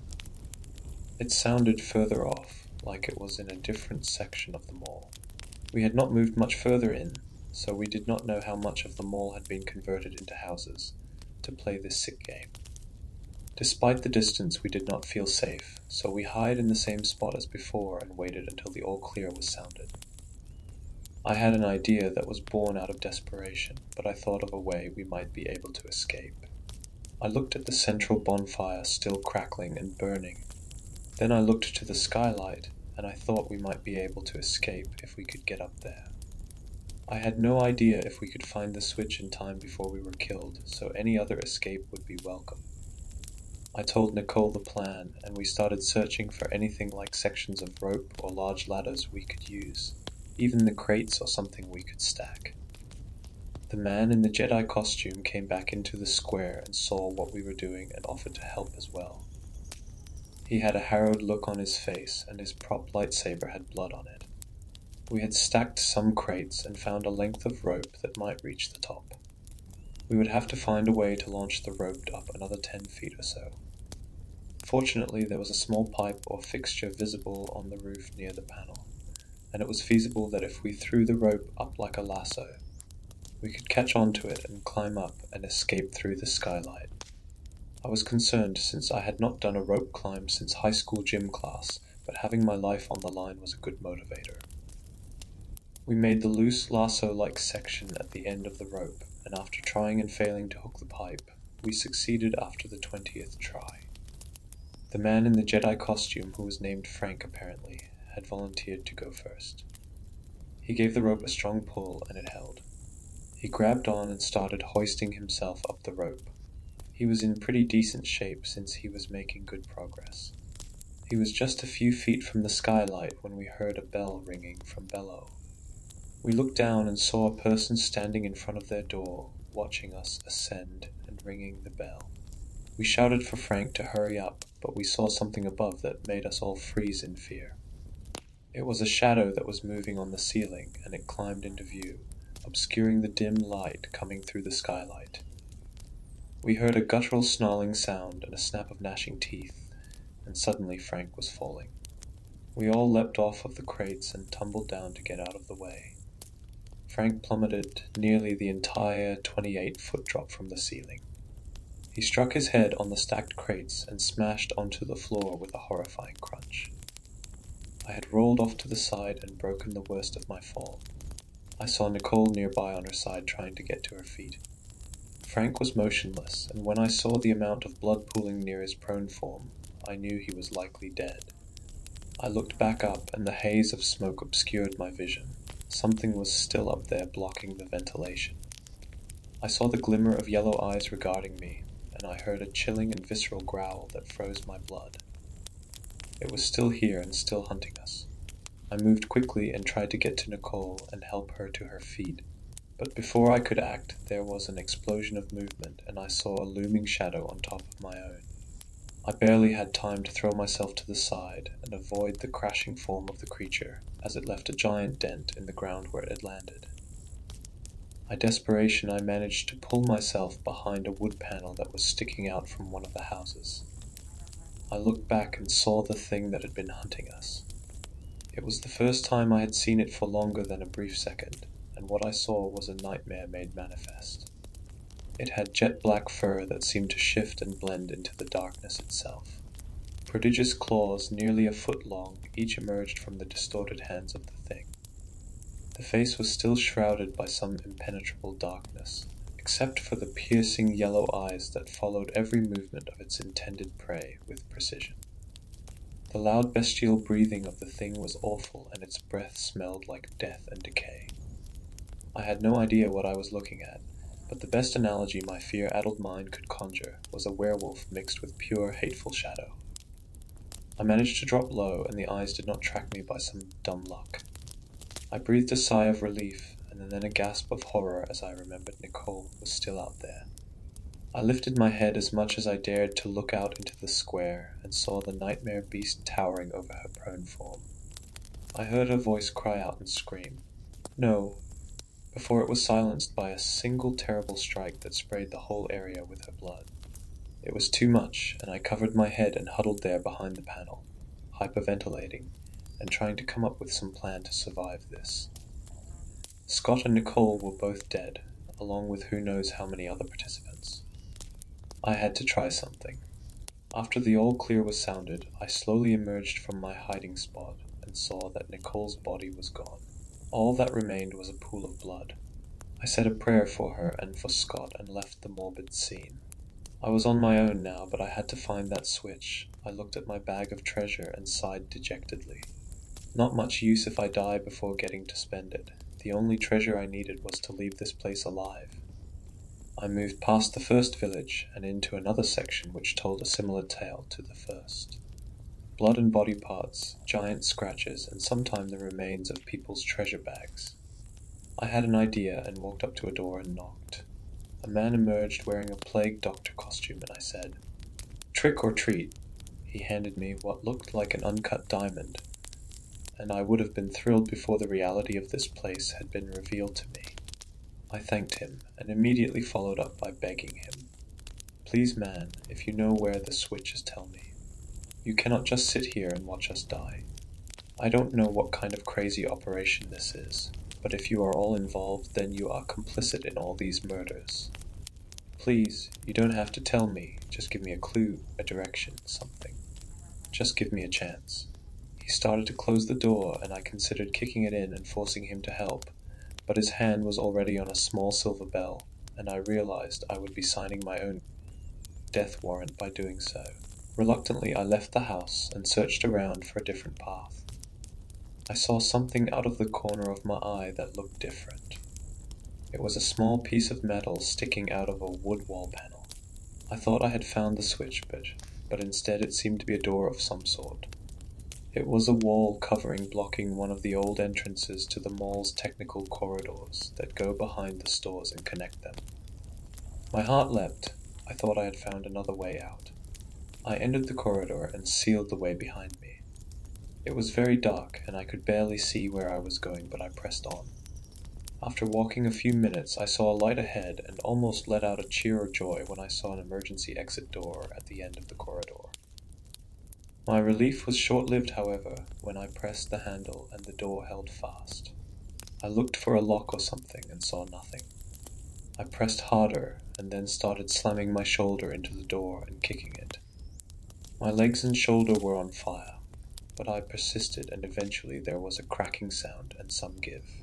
Several more attempts saw the door swing wide and I was confused when, instead of the outside, it appeared to be another corridor. I rushed on through, and after a few minutes of moving through the hall, I found another door. This one had a crudely written message painted on it. It said, "Aren't you forgetting something?" I opened the door and was confused when I saw a wall leading nowhere on the other side. I looked closer and it was not a solid wall, but another panel. I slid it open and my heart sank. I emerged from a previously unseen section of the entrance corridor, and I stood before the massive gate blocking the entrance, and I felt utterly defeated. The exit had brought me back to the entrance. I looked back at the mocking message and realized there really was only one way out. I paced back and forth near the door. My mind was racing, and I was struggling to cope with the fear and hopelessness I felt. As I paced about, I felt something as I stepped down and heard a sickening, squelching noise. I stopped moving and was afraid to look down, but I forced myself to slowly lower my head and I saw the eviscerated remains of the man and woman in the Raggedy Ann and Andy costumes.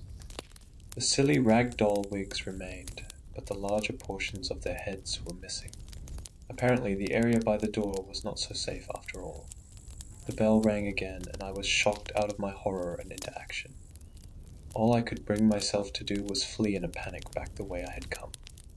I quickly sealed the panel and door behind me, just as I heard the slavering, growling sound of the beast stalking through the hall. I fled back the other direction and moved past the door I had taken to get into the technical corridor. I was hopeful this direction would lead somewhere, but I found a dead end. I slumped against the wall and stopped to rest. I knew at that point there was no easy way out. The fear and realization was starting to sink in. I was trapped, there was no choice. I would have to go back in and look for the switch again. I heard the bell through the wall and heard more running and crying, then screaming in death as even more players were picked off by that nightmare creature. I have been sitting here for I don't know how long. It feels like it has been a few hours, but I can't tell for sure. I don't know what to do or how long this will last. I don't think it can get me in here, but if I stay, I can't find the switch and get out. I don't think anyone else is going to get to the switch. I might be the last one left. I don't want to die. I have to try something. There is one area I have not checked upstairs. I thought I saw a strange light coming from a corner near an abandoned area close to the houses up there. I did not have time to check, but that could be it. That could be the switch. I have to find it. I can still get out. I just have to try. I'm going to open the door now. The all clear alarm has sounded, and hopefully I have some time. It's now or never. I step out into the waiting darkness and break into a run.